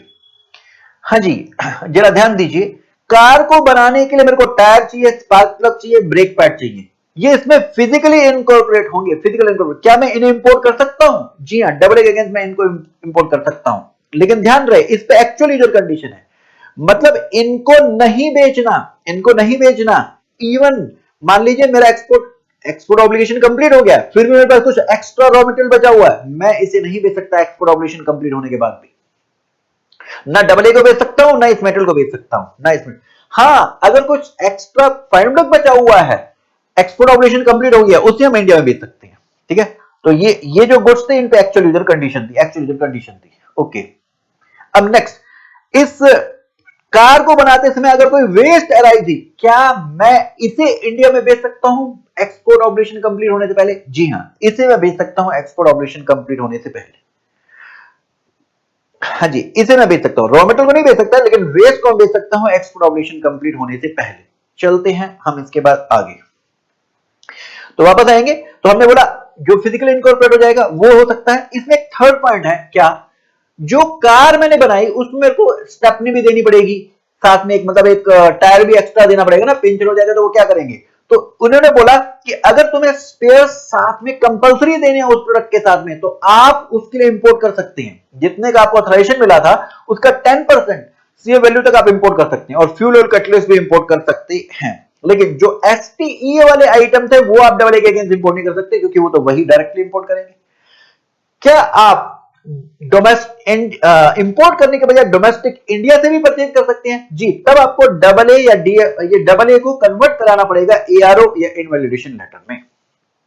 लेकिन डोमेस्टिक परचेज करना है ईओयू एटसेट्रा से, तो फिर आपको ये कन्वर्ट कराने की जरूरत नहीं है। नेक्स्ट, क्या डबल ए सियोन नोटिफाइड तभी मिलता है या सेल्फ डिक्लेरेशन बेसिस पे मिल जाता है? सियोन नोटिफाइड तो मिलता है, अगर सियोन फिक्स नहीं है सेल्फ डिक्लेरेशन बेसिस पे मिल जाता है। सियोन फिक्स नहीं है तो हम खुद बता देंगे मेरा इतना इतना रॉ मटेरियल यूज होगा, इतना इतना रॉ मटेरियल यूज होगा, फिर इसको भेजा जाता है नॉर्म कमेटी के पास, वो फिर देखेगी आपका कि है ना आप सही बोल रहे हो कि नहीं बोल रहे हो। हाँ जी, मेरे प्रोडक्ट के केस में सियोन नोटिफाइड था, एडहोक नॉर्म नोटिफाइड थी, लेकिन फिर भी मैं सेल्फ डिक्लेयर करना चाहता हूं। क्यों? क्योंकि मैं कुछ एडिशनल मटेरियल यूज करना चाहता हूं। जितना आपने 1 किलो बिस्किट में बोला इतना इतना मैदा, इतना शुगर, इतना 550 ग्राम आपने बोला शुगर यूज होगी, 210 ग्राम मिल्क पाउडर यूज नहीं, 210 ग्राम आपने बोला शुगर यूज होगी, मिल्क पाउडर 50 ग्राम यूज होगा, मेरा तो ज्यादा यूज हो रहा है, मेरी वेस्ट ज्यादा है। तो मैं रिक्वेस्ट करता हूं कि आप एक बार मेरे लिए चेक कीजिए, वेस्टेज मेरी ज्यादा हो रही है। तो अगर आप एडिशनल मटेरियल यूज करना चाहते हैं, जितना सियोन नोटिफाइड है उससे ज्यादा मटेरियल यूज करना चाहते हैं, तो हम आपको अलाउ कर देंगे, लेकिन फिर वेस्टेज ये नॉर्म कमेटी ही फिक्स करेगी, उसके लिए आपको जो फिक्स करेगी फिर उतना ही आपको फॉलो करना पड़ेगा, हम फॉलो कर लेंगे। हाँ जी, ध्यान दीजिए, डबल ए सियोन नोटिफाइड है तो भी मिल जाता है, सियोन नोटिफाइड ना हो तो भी मिल जाता है, सेल्फ डिक्लेरेशन बेसिस पर। सियोन नोटिफाइड ना हो, सियोन नोटिफाइड हो फिर भी मैं एडिशनल मटेरियल यूज करना चाहता हूं तो भी मिल जाता है। इसमें एक और एक्स्ट्रा पॉइंट, अगर एक्सपोर्टर्स बड़े हैं जो AEO authorized economic operator program के तहत रजिस्टर्ड हैं, ध्यान करें कस्टम में हमने पढ़ा था जिनके लिए डेफर्ड पेमेंट ऑफ ड्यूटी भी अलाउ हो जाती थी, तो ये बड़े एक्सपोर्टर हैं, इनके लिए भी सेल्फ डिक्लेरेशन की जगह वर्ड यूज होता है सेल्फ रेटिफिकेशन। मतलब इन्होंने खुद जो डिक्लेयर कर दिया उसे हम नॉर्म कमेटी के पास नहीं भेजेंगे। बाकी एक्सपोर्टर के लिए तो हम भेज देते नॉर्म कमेटी के पास, लेकिन ये जो सिलेक्टेड एक्सपोर्टर हैं इनके लिए हम नॉर्म कमेटी के पास नहीं भेजेंगे, हम इन बड़े एक्सपोर्टर की बात ही मान लेंगे। तो ये अगर सियोन नोटिफाइड नहीं है तो ये सेल्फ रेटिफिकेशन स्कीम आ सकती है इन बड़े एक्सपोर्टर के लिए। अगर नोटिफाइड है सियोन लेकिन ये एक्स्ट्रा मटेरियल यूज करना चाहते हैं तो भी ये सेल्फ डिक्लेरेशन बेसिस पे इनकी बात मान ली जाएगी। ठीक है, नेक्स्ट, इस डबल ए के अगेंस्ट में जो आपने परचेज किया क्या माफ होगा? कस्टम ड्यूटी भी माफ होगी, जीएसटी भी माफ होगा, कस्टम ड्यूटी भी माफ होगी, जीएसटी भी माफ होगा। अच्छा, आप एक्सपोर्ट जो आप उससे बनाओगे, डबल ए के अगेंस्ट जो परचेज किया इससे आप कुछ बनाओगे, उससे आप क्या करोगे? इंडिया में बेचोगे, डीम्ड एक्सपोर्ट भी कर सकते हो। डबल ए के अगेंस्ट जो आपने परचेज किया इंडिया में भी बेच सकते हो, deemed export, UN international organization इन्हें भी बेच सकते हो, या डीम्ड एक्सपोर्ट जो आपने जीएसटी में पढ़े थे, डबल ए होल्डर को बेचना, ईपीसी होल्डर को बेचना, ईओयू को बेचना, आप इनको भी बेच सकते हैं, इनको भी बेच सकते हैं। हाँ जी, इसने बोला आईजीएसटी जीएसटी कंपनसेशन भी हम माफ करेंगे अगर तुमने जो डबल ए के अगेंस्ट इंपोर्ट किया फिर आप जो उससे बनाओगे उसको फिजिकल एक्सपोर्ट करोगे या फिर आप ये 3 डीम्ड एक्सपोर्ट करोगे, तो हम आपको डबल ए फिर भी दे देंगे, फिर भी दे देंगे। नेक्स्ट, हाँ जी, अगर आपने डबल ए भी ले रखा है और कुछ ड्यूटी पेड मटेरियल भी यूज किया तो हम जो ड्यूटी पेड मटेरियल यूज किया होगा उसका हम ड्यूटी ड्रॉबैक दे देंगे। नेक्स्ट, एक्चुअली जो कंडीशन ट्रांसफरेबिलिटी, ये तो मैंने अभी आपको वहां से स्लाइड से दिखा दिया था। नेक्स्ट, किसको अलाउड है ये डबल ए? हाँ जी, डबल ए अलाउड है अगर आप फिजिकल एक्सपोर्ट कर रहे हैं, एससीएट को दे रहे हैं, या डीम्ड एक्सपोर्ट कर रहे हैं, यूएन इंटरनेशनल ऑर्गेनाइजेशन को दे रहे हैं, यूएन के एडिट प्रोग्राम को दे रहे हैं, या फिर आप फॉरेन गोइंग वेसल या एयरक्राफ्ट को स्टोर्स दे रहे हैं। याद करें, इसे हम एक्सपोर्ट माना करते थे, कस्टम में हमने पढ़ा था। तो अगर कौन एप्लीकेंट एलिजिबल है? जो फिजिकल एक्सपोर्ट करेगा, फिजिकल एक्सपोर्ट नहीं, वो इंडिया में भी भेज रहा है तो उसे भी अलाउड है, फिजिकल एक्सपोर्ट करेगा उसे भी अलाउड है। अगर वो फिजिकल एक्सपोर्ट आउटसाइड इंडिया नहीं भेज रहा, वो इंडिया में डीम्ड एक्सपोर्ट कर रहा है उसे भी अलाउड है, या store foreign going vessel aircraft को दे रहा उसे भी अलाउड है, या वो इंटरमीडिएट प्रोडक्ट बनाएगा जिसको वो देगा वो फिर फार्म प्रोडक्ट बनाकर एक्सपोर्ट करेगा, उसके लिए भी डबल ए अलाउड है। हाँ जी, लेकिन ध्यान रहे, हम चाहे तुम डीम्ड एक्सपोर्ट करो चाहे तुम फिजिकल एक्सपोर्ट करो, फॉरेन करेंसी रिसीव होनी चाहिए, freely convertible foreign exchange, dollar, yen, ये पाउंड्स, ये रिसीव होने चाहिए। लेकिन अगर तुमने एससीजेड डेवलपर को बेचा है तो आईएनआर में पेमेंट, एससीजेड डेवलपर को अगर आपने कुछ दिया है, एक्सपोर्ट किया है तो उसके लिए आईएनआर पेमेंट चल जाएगी। लेकिन अगर एससीजेड यूनिट है, ध्यान रहे, एससीजेड डेवलपर के लिए काम चल रहा है आईएनआर में, लेकिन एससीजेड यूनिट है तो फिर उसके फॉरेन करेंसी अकाउंट में ही रिसीव होना चाहिए, उसके फॉरेन करेंसी अकाउंट में ही रिसीव होना चाहिए, ध्यान रहे। अच्छा जी, तो अगर आप डीम्ड एक्सपोर्ट भी कर रहे हैं तो भी फॉरेन करेंसी रिसीव होनी चाहिए। एसेट यूनिट को भी दे रहे हैं तो भी उसके फ्री फॉरेन करेंसी अकाउंट में ही आना चाहिए। आप जैसे यूनाइटेड नेशन को बेचने, इंटरनेशनल ऑर्गेनाइजेशन को बेचने, डीम्ड एक्सपोर्ट, आपके पास फॉरेन करेंसी रिसीव होनी चाहिए, तभी ये डबल ए मिलेगा, तभी डबल ए मिलेगा। हाँ, एसेट डेवलपर के लिए आईएनआर चल जाएगा। अच्छा, वैल्यू एडिशन की परसेंटेज क्या है? 15% है मिनिमम, और टी के लिए है 50%। ये वैल्यू एडिशन कैसे निकालेंगे? हाँ जी, मैंने एफओबी, मैंने एक्सपोर्ट किया, एफओबी वैल्यू है मान लीजिए 1,15,000, इंपोर्ट किया उसकी सी वैल्यू है 1 लाख, तो अब मैं कैसे निकालूंगा? 1,15,000 minus FOB minus CF, 1 lakh divide by CF into में 100। अच्छा, इसमें ध्यान रखें, अगर तुमने एक्सपोर्ट किया है तो आप एफओबी वैल्यू देखेंगे, अगर डीम्ड एक्सपोर्ट किया है तो एफओआर वैल्यू देखेंगे। और सी वैल्यू ऑफ इनपुट में 3 पॉइंट है जी। क्या? अगर आपने मान लीजिए कुछ मैदा ऑलरेडी परचेज कर रखा था ड्यूटी पे करके, बाद में एक्सपोर्ट ऑर्डर आया, तो एक्सपोर्ट ऑर्डर के बेसिस पे आपने डबल ए लिया। अब मैदा के अलावा जो बाकी मटेरियल है, शुगर या फ्लोर, वो आपने परचेज किया बिना ड्यूटी पे किए हुए, तो क्या आप सीए वैल्यू में जो ड्यूटी पेड गुड्स है और जो नॉन ड्यूटी पेड गुड्स है दोनों लेंगे? जी हां, हम अदर इनपुट मटेरियल जिस पे ड्रॉबैक क्लेम करेंगे वो भी ऐड करेंगे, जो इनपुट ऑथराइजेशन वाला है वो भी ऐड करेंगे सीए वैल्यू में। और इसके अलावा एक तीसरा पॉइंट है, अगर फॉरेन बायर से कुछ फ्री ऑफ कॉस्ट सामान मिल गया, ये आपके सीएफ में भी ऐड होगा और ये एफओबी में भी ऐड होगा, फिर हम ये वैल्यू निकालेंगे। ठीक है जी। और लास्ट पॉइंट है ये आपका कैसे क्लोज होता है, ऑथराइजेशन कैसे क्लोज कराते हैं, रिडीम कराते हैं। अच्छा, इसके बाद एनुअल एडवांस ऑथराइजेशन। इससे पहले मैं एक दो क्वेश्चन बता दूं इस पे आपको, जहां से क्लियर हो जाए। हाँ जी, एक क्वेश्चन है, सेकंड पॉइंट, आपने इंपोर्ट किया सी वैल्यू है 10 लाख, मुझे बताएं कितने का एक्सपोर्ट करके दिखाना पड़ेगा? 15% वैल्यू एडिशन करो, 10 लाख, 11.5 लाख का आपको एक्सपोर्ट करके दिखाना पड़ेगा। ठीक है, 11.5 लाख का एक्सपोर्ट करना। एक क्वेश्चन है इसमें कि आपने duty paid input purchase already कर रखा है, इसके अलावा बाकी के लिए आप डबल ए चाहते हैं, मिल जाएगा क्या? जी हां, जो ड्यूटी पेड इनपुट है इसको और इस दूसरे मटेरियल को जब हम बना के फॉर्मेट बनाएंगे फिर उसे एक्सपोर्ट करेंगे तो ड्यूटी पेड का हमें ड्रॉबैक मिल जाएगा, ड्यूटी पेड का हमें ड्रॉबैक मिल जाएगा। एक क्वेश्चन और देखेंगे जिक्सा बदल वाला।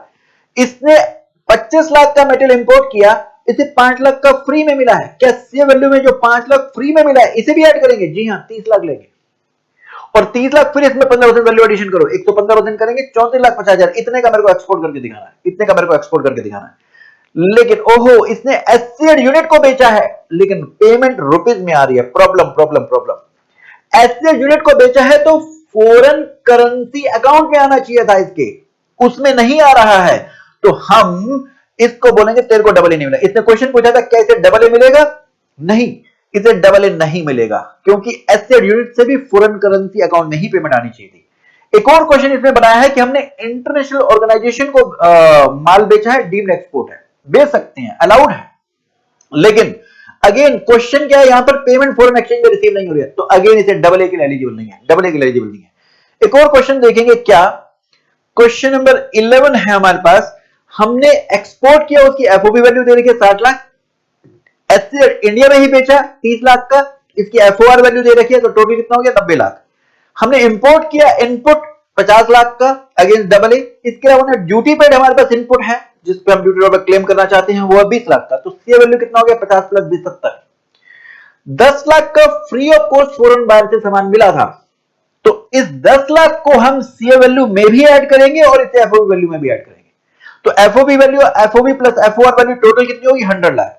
सी वैल्यू अब 10 लाख ऐड करने के बाद कितनी होगी? 80 lakh. 100 minus 80 divide by 80 into में 100, ये हमारा ये 25% वैल्यू एडिशन के परसेंट निकल जाएगी। तो यहां से आपका क्लियर होगा वो कंसेप्ट जो हमने क्वेश्चन किया था। ठीक है, तो इस क्वेश्चन को दोबारा से देख लेना। चलते हैं हम इसके बाद आगे। हाँ जी, अब हमारा डबल ए हो गया, डीएफआईए भी हो गया क्या? जी, डीएफआईए के लिए आप यही सीधा क्वेश्चन पढ़ लो। अच्छा, एक डबल ए के लिए एक और पॉइंट है, क्या डबल ए के लिए एक पॉइंट ये है कि क्या आपको एनुअल रिक्वायरमेंट के लिए डबल ए मिल सकता है? जी हां, एनुअल रिक्वायरमेंट के लिए डबल ए मिल सकता है। उसके लिए जरूरी है आपकी पिछले 2 साल में एक्सपोर्ट परफॉर्मेंस होनी चाहिए। नंबर 2, जितना आपने प्रीवियस ईयर में फिजिकल एक्सपोर्ट किया या डीम्ड एक्सपोर्ट किया, फिजिकल एक्सपोर्ट किया उसकी एफओबी वैल्यू, डीम्ड एक्सपोर्ट की एफओआर वैल्यू, प्रीवियस ईयर में पिछले साल में जो तुमने एक्सपोर्ट किया फिजिकल या डीम्ड एक्सपोर्ट, उसको ऐड करो, उसका 3 गुना कर लो, 300% कर लो, तो 70 लाख का 300% हुआ 210 लाख, और 1 करोड़ विच एवर है 210 लाख, दोनों में हायर क्या? 210 लाख। इतने का आपको एनुअल रिक्वायरमेंट का एडवांस ऑथराइजेशन मिल जाएगा। भाई मेरा काम है जनरली एक्सपोर्ट करना, मैं हर बार जैसी ऑर्डर आए मैं तुमसे अथोराइजेशन लेने आऊं, बड़ा टाइम लग जाता है। तो तुम मेरे को एनुअल रिक्वायरमेंट के लिए एडवांस में अथोराइजेशन दे दो। एनुअल रिक्वायरमेंट वाला कितने का मिल जाता है? 300% ऑफ पिछले साल की एक्सपोर्ट या डीम्ड एक्सपोर्ट दोनों का टोटल 300% उसका, और 1 crore whichever is higher.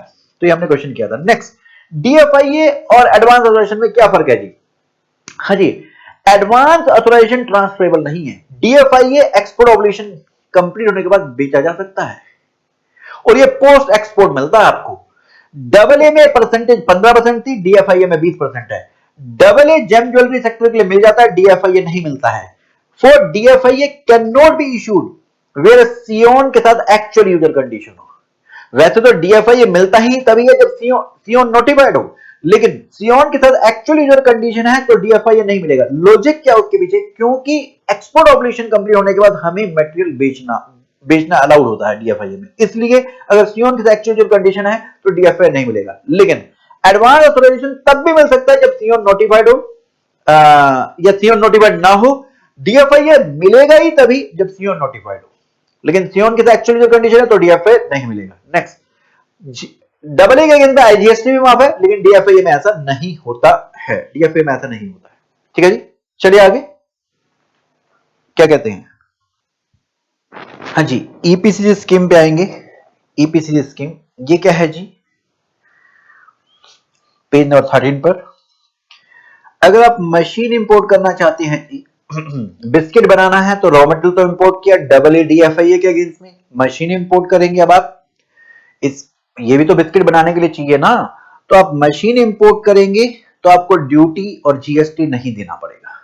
किस लिए मशीन इंपोर्ट कर सकते हैं? प्री प्रोडक्शन के लिए, प्रोडक्शन के लिए, या पोस्ट प्रोडक्शन जैसे पैकिंग के लिए। मशीन के इंपोर्ट पर ड्यूटी जीएसटी नहीं देना। लेकिन अगर आप डोमेस्टिक परचेज करना चाहते हैं तो भी कर सकते हैं। डोमेस्टिक परचेज जिससे करेंगे वो जो आपको बेचेगा वो ईपीसीजी होल्डर को बेच रहा है, तो उसे डीम्ड एक्सपोर्ट माना जाएगा, उसके लिए वो डीम्ड एक्सपोर्ट माना जाएगा। और अगर ईओयू से अगर आप परचेज कर रहे हैं तो उसकी पॉजिटिव एनएफपी में ऐड होगा। Next, export obligation. भाई आपने ईपीसीजी होल्डर ने मशीन परचेज कर लिया, आपको कुछ एक्सपोर्ट करनी पड़ेगी? जी हां, एक है एवरेज एक्सपोर्ट ऑब्लिगेशन। ये क्या है जी? पिछले 3 साल का अर्थमेटिक मीन, ये तो आपको करनी है। इसके अलावा उससे ऊपर स्पेसिफिक ईओ, मान लीजिए 5 लाख की आपने मशीन परचेज करी, उस पर ड्यूटी 60,000 बनती है। ये ड्यूटी तुम्हारी बच गई क्योंकि तुम्हारे पास ईपीसीजी वाला लाइसेंस था। ठीक है, तो इस 60,000 जो आपने ड्यूटी सेव करी, इसका 6 गुना 3,60,000 हुआ। इतना 3,60,000 का आप एक्सपोर्ट करके दिखाओ 6 सालों में। ये स्पेसिफिक ईओ, ये एवरेज ईओ के अलावा है, एवरेज ईओ के अलावा है। अगर आप डोमेस्टिक परचेज करते हैं तो इसमें तो इंपोर्ट ड्यूटी लगी नहीं होगी, तो फिर इसकी जगह नोशनल ड्यूटी सेव, एफओआर वैल्यू का नोशनल ड्यूटी सेव, उसका 4.5 गुना। तो डोमेस्टिक में हम आपको फायदा दे रहे हैं कि मेक इन इंडिया को हम प्रमोट करना चाहते हैं। अगर आप मेक इन इंडिया वाले से परचेज कर रहे हैं, इंडिया वाले बंदे से परचेज कर रहे हैं, तो तुम्हारी एवरेज ईओ तो उतनी ही है। एवरेज ईओ के अलावा जो स्पेसिफिक ईओ है, जितनी अपनी ड्यूटी बचाई उसका 4.5 गुना।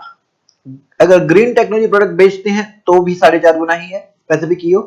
लेकिन अगर आप नॉर्थ ईस्ट स्टेट में, मतलब पहाड़ों पे बड़ी मुश्किल होता है एक्सपोर्ट करना, तो वहां हम कह रहे हैं तुम एवरेज एक्सपोर्ट के अलावा जो स्पेसिफिक ईओ 1.5 गुना है, 1.5 गुना है। ये आप सी इंस्टीट्यूट ने आपके ये 2 पॉइंट डालने रखे अपने मटेरियल में।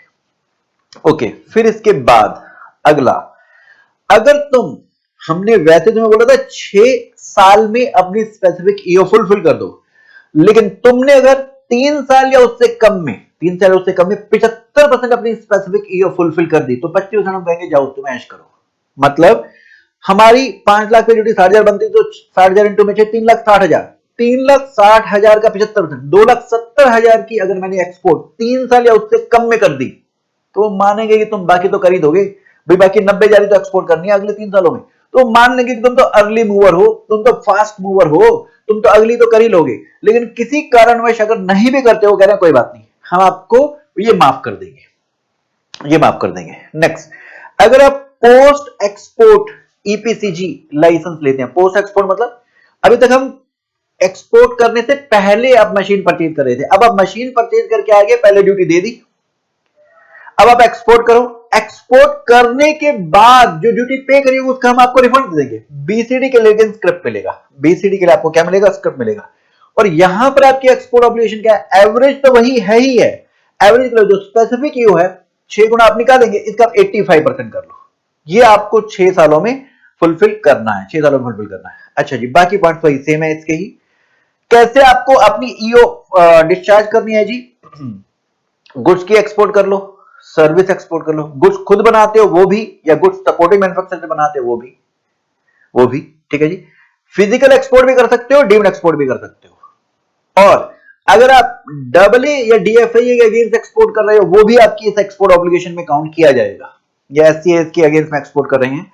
कुछ टेक्नोलॉजी आइटम अगर आप डीटी में बेच रहे हैं, लेकिन अगर आपको फॉरेन एक्सचेंज में पैसा मिले, तो वो भी हम आपकी एक्सपोर्ट ऑब्लिगेशन में काउंट करेंगे। और आर&डी सर्विस दी है और उसका आपको फॉरेन एक्सचेंज मिला है रॉयल्टी पेमेंट, तो वो हम आपकी यहां पर एक्सपोर्ट ऑब्लिगेशन में काउंट करेंगे। और कुछ सर्विसेज के लिए, जैसे रिपेयर करी आपने शिप की, या रुपीज में भी पैसा मिला होगा, इसे हम एक्सपोर्ट ऑब्लिगेशन में काउंट करेंगे।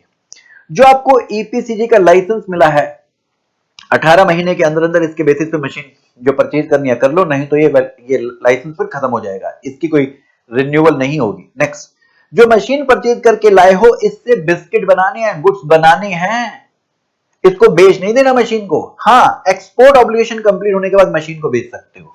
नेक्स्ट, एलिजिबल एक्सपोर्टर मैन्युफैक्चरर भी अलाउड है, मर्चेंट एक्सपोर्टर जो सपोर्टिंग मैन्युफैक्चरर से कनेक्टेड है वो भी अलाउड है, सर्विस प्रोवाइडर भी अलाउड है।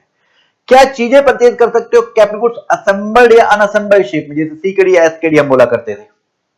कंप्यूटर सॉफ्टवेयर इंपोर्ट कर सकते हो, कंप्यूटर इंपोर्ट कर सकते हो, spare, mould, dies, jigs, fixture, catalyst, और इसके अलावा प्रोजेक्ट इंपोर्ट के लिए भी कैपिटल गुड्स इंपोर्ट कर सकते हो। ध्यान रहे, जो रेस्ट्रिक्टेड आइटम अगर आप इंपोर्ट करना चाहते हो, तो फैसिलिटेशन कमेटी जो है एग्जिम वाली, उससे आपको परमिशन लेनी पड़ेगी, ठीक है जी। इसके ऊपर हमने फिर ये क्वेश्चंस भी करे थे।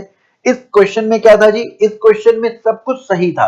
ये प्रोजेक्ट इंपोर्ट के लिए इंपोर्ट कर रहा था, एससीएड को इस्तेमाल बेचना था, कोई बात नहीं, डीम्ड एक्सपोर्ट भी अलाउड है। लेकिन ये मशीन जैसे ही परचेज करी उसे बेचना चाहता था।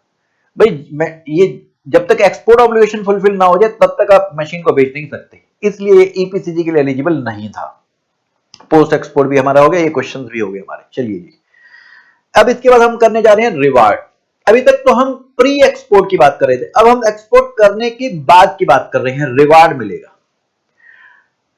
गुड्स के लिए आरओडीटीईपी स्कीम है, remission of duties and tax in export product. Services के लिए SCIS, service export from India scheme है, रिवार्ड मिलेगा कुछ आपको। और एक इसके अलावा स्टेटस होल्डर स्कीम भी है, ठीक है। ये जो रिवार्ड मिलेगा, जितने का आपने एक्सपोर्ट किया उसकी कुछ परसेंटेज, कैश रिफंड तो नहीं देंगे, हम आपको स्क्रिप्ट दे देंगे। स्क्रिप्ट ये ट्रांसफरेबल भी होगी, स्क्रिप्ट को आप बेच भी सकते हैं। और ध्यान रहे, ये स्क्रिप्ट क्यों दी है, जो आपको रिवार्ड मिला इसका आप क्या यूज करेंगे, फ्यूचर में कोई आप इंपोर्ट कर रहे हैं, उस इंपोर्ट के अगेंस्ट में जो कस्टम ड्यूटी पे करनी है उसको पे करने के लिए आप इसका यूज कर सकते हैं, लेकिन जीएसटी को पे करने के लिए इसका यूज नहीं होगा। नेक्स्ट पेज पे देखेंगे, ये आपका आरओडीटीईपी, पहले हम इसी बात करते हैं। ये आरओडीटीईपी नया है, पहले MEIS, merchant export from India scheme होता था, उसकी जगह आया है। डब्ल्यूटीओ के अगेंस्ट में हमारे अगेंस्ट अमेरिका ने केस डाला था, हम हार गए थे, जिसकी वजह से हमें ये लाना पड़ा।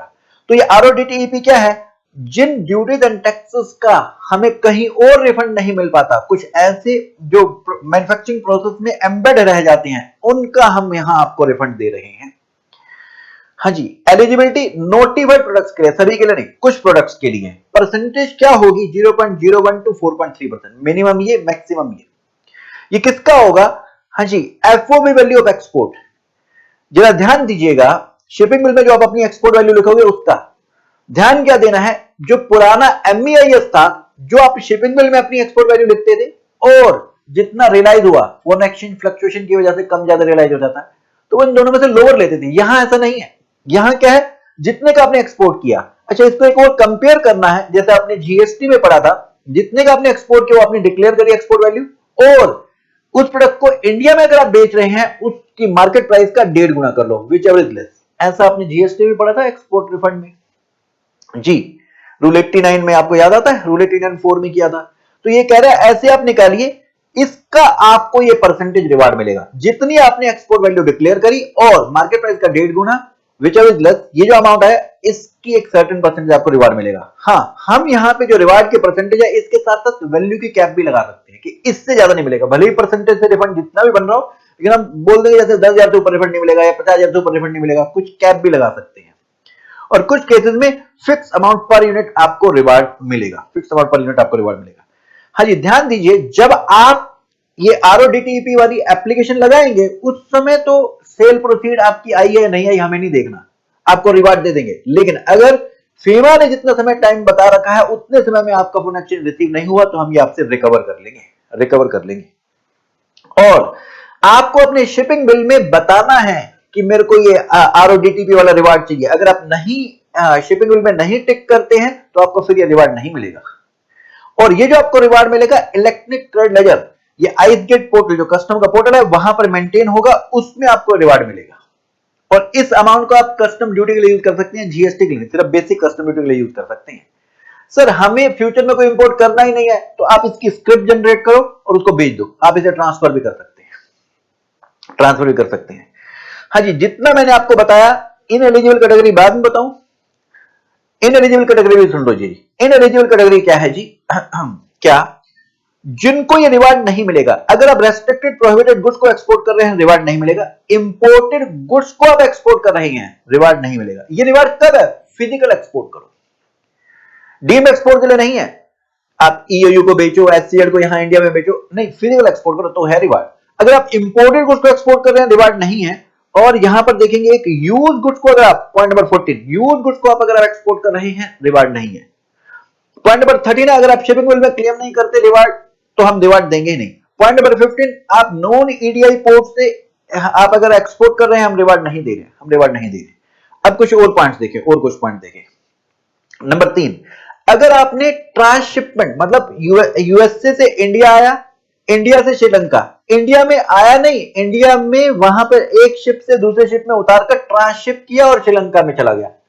अब इस वाले गुड्स के ऊपर इंपोर्ट ड्यूटी गई नहीं होगी, कोई ड्यूटी इंडिया में गई है? नहीं गई तो फिर किस चीज का रिवार्ड लेने आए हो यहाँ पे? आरओडीटीईपी में अब हम रिवार्ड किस चीज का दे रहे हैं? जो तुम्हारे ड्यूटी टैक्सेस लगे हुए हैं, यहाँ ड्यूटी लगी ही नहीं तो रिवार्ड कैसा? अच्छा, फिर इसके बाद अगर एक्सपोर्ट पर एक्सपोर्ट ड्यूटी लगती हो या export price minimum export price fix, हम रिवार्ड नहीं देंगे। जब एक्सपोर्ट ड्यूटी लगती है तो भारत सरकार उस एक्सपोर्ट को प्रमोट ही नहीं करना चाहती। भाई जनरली एक्सपोर्ट ड्यूटी नहीं लगा, अगर एक्सपोर्ट ड्यूटी लगा रखे तो हम फिर क्यों देंगे रिवार्ड? फिर एक्सपोर्ट प्रमोट ही नहीं करना चाहते हम। डीम एक्सपोर्ट, हम फिजिकल एक्सपोर्ट के लिए रिवार्ड दे रहे हैं, डीम एक्सपोर्ट के लिए नहीं। हाँ जी, नेक्स्ट, आपने एससीएड यूनिट में एफटीजेड, ईएसटीपी, बीटीपी, ईपीजेड या ईओयू ने, इन्होंने गुड्स बनाए और इन्होंने बेचे, इन्होंने एक्सपोर्ट किए, इनके लिए अलग स्कीम है, वो वहां लेंगे, यहां नहीं लेंगे। अब इसे 6 पॉइंट से कनेक्टेड है हमारा। कौन सा पॉइंट? पॉइंट नंबर 10, बने तो यहां, इन्होंने नहीं बेचे, इन्होंने डीटी यूनिट को दिया, फिर डीटी यूनिट ने एक्सपोर्ट कर दिए। जब हम इनको नहीं दे रहे तो ये डीटी यूनिट को देंगे, वो वाले गुड्स भी हम उनके लिए हम नहीं देंगे रिवार्ड। नेक्स्ट, अगर AADFIA के अगेंस्ट में इंपोर्ट किया तो आपने इंपोर्ट ड्यूटी दी ही नहीं है, फिर रिवार्ड क्या लेने? यहां पे क्या ले, किस ड्यूटी का रिफंड लेने आए हो? ड्यूटी दी नहीं तो फिर कैसा रिफंड? ठीक है। Next, DTA to SEZ, physical export नहीं है तो कैसा रिवार्ड? बॉन्डेड वेयरहाउस से अगर एक्सपोर्ट हो रहा है, हमने वेयरहाउसिंग का रिवीजन किया कस्टम में। वेयरहाउसिंग में क्या होता है जी? आप इंपोर्ट करके कस्टम के वेयरहाउस में रखवा देते, इंपोर्ट ड्यूटी दी ही नहीं, अब वहां से मैन्युफैक्चर करके एक्सपोर्ट कर दिया, जब ड्यूटी दे नहीं रखी तो फिर कहां, कौन से ड्यूटी का रिफंड मांगने आए यहां पर? नेक्स्ट, जॉब करने के लिए आपके पास आया था फॉरेन कंट्री से, तो फिर ये कोई रिवार्ड नहीं। ठीक है जी, ये रिवार्ड नहीं, ये हमारे गुड्स के थे। सर्विस पे आ जाए क्या? सर क्वेश्चन करा दो एक। हाँ जी, एक क्वेश्चन देखेंगे, 2 लाख का आपने एक्सपोर्ट किए थे, 200 बूट, 1000 पर पेयर। यहां पर रिवार्ड की परसेंटेज क्या है? 4%, लेकिन मैक्सिमम 5 पर पेयर। 4% 8000 आ रहा है, लेकिन 5 पर पेयर के हिसाब से 5 इंटू में 200, 1000 रुपए बन रहा है। तो यहां पर मैक्सिमम कैप भी फिक्स है, सिर्फ रिवार्ड की परसेंटेज, मैक्सिमम कैप भी फिक्स है, तो 1000 का रिवार्ड मिलेगा। ऐसे अगला है, ये पढ़ लेना। नेक्स्ट, ये पर केजी ऐसे भी रिवार्ड फिक्स हो सकता है, ये मैंने आपको क्वेश्चन कराया था। और अब हम आते हैं और कौन सा पॉइंट करना है। ये तो सेम, ये जो क्वेश्चन दिया ये वही पॉइंट्स मैंने लिख के दे रखे हैं सारे जिनमें रिवार्ड नहीं है। रेस्ट्रिक्टेड प्रोहिबिटेड गुड्स को एक्सपोर्ट कर रहे हो, एससीएड एफटीजेड में बन रहा है उनको एक्सपोर्ट कर रहे हो, ईयू एक्सपोर्ट कर रहा है, एससीएड को दे रहे हो, ये फिजिकल एक्सपोर्ट हो नहीं रहा। या एक्सपोर्ट प्रोडक्ट पर एक्सपोर्ट ड्यूटी लगती हो, या मिनिमम एक्सपोर्ट प्राइस फिक्स हो, रिवार्ड मिलता ही नहीं है। तो ये सभी पॉइंट्स वही लिख के दिए हैं। एक क्वेश्चन और कर दिखाना चाहूंगा, वो क्या, क्वेश्चन नंबर 17 पेज नंबर 20 पर है।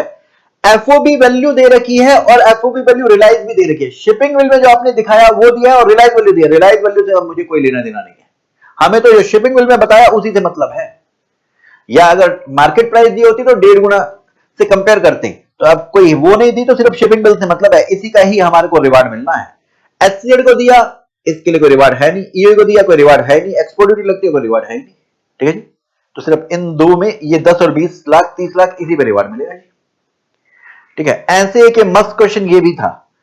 ठीक है, तो अब आप ये इसको खुद मैंने करा ही दिया है आपको, तो रिवीजन में अब मैं और क्वेश्चन नहीं करा रहा हूं। अब मैं आ रहा हूं SEIS पर।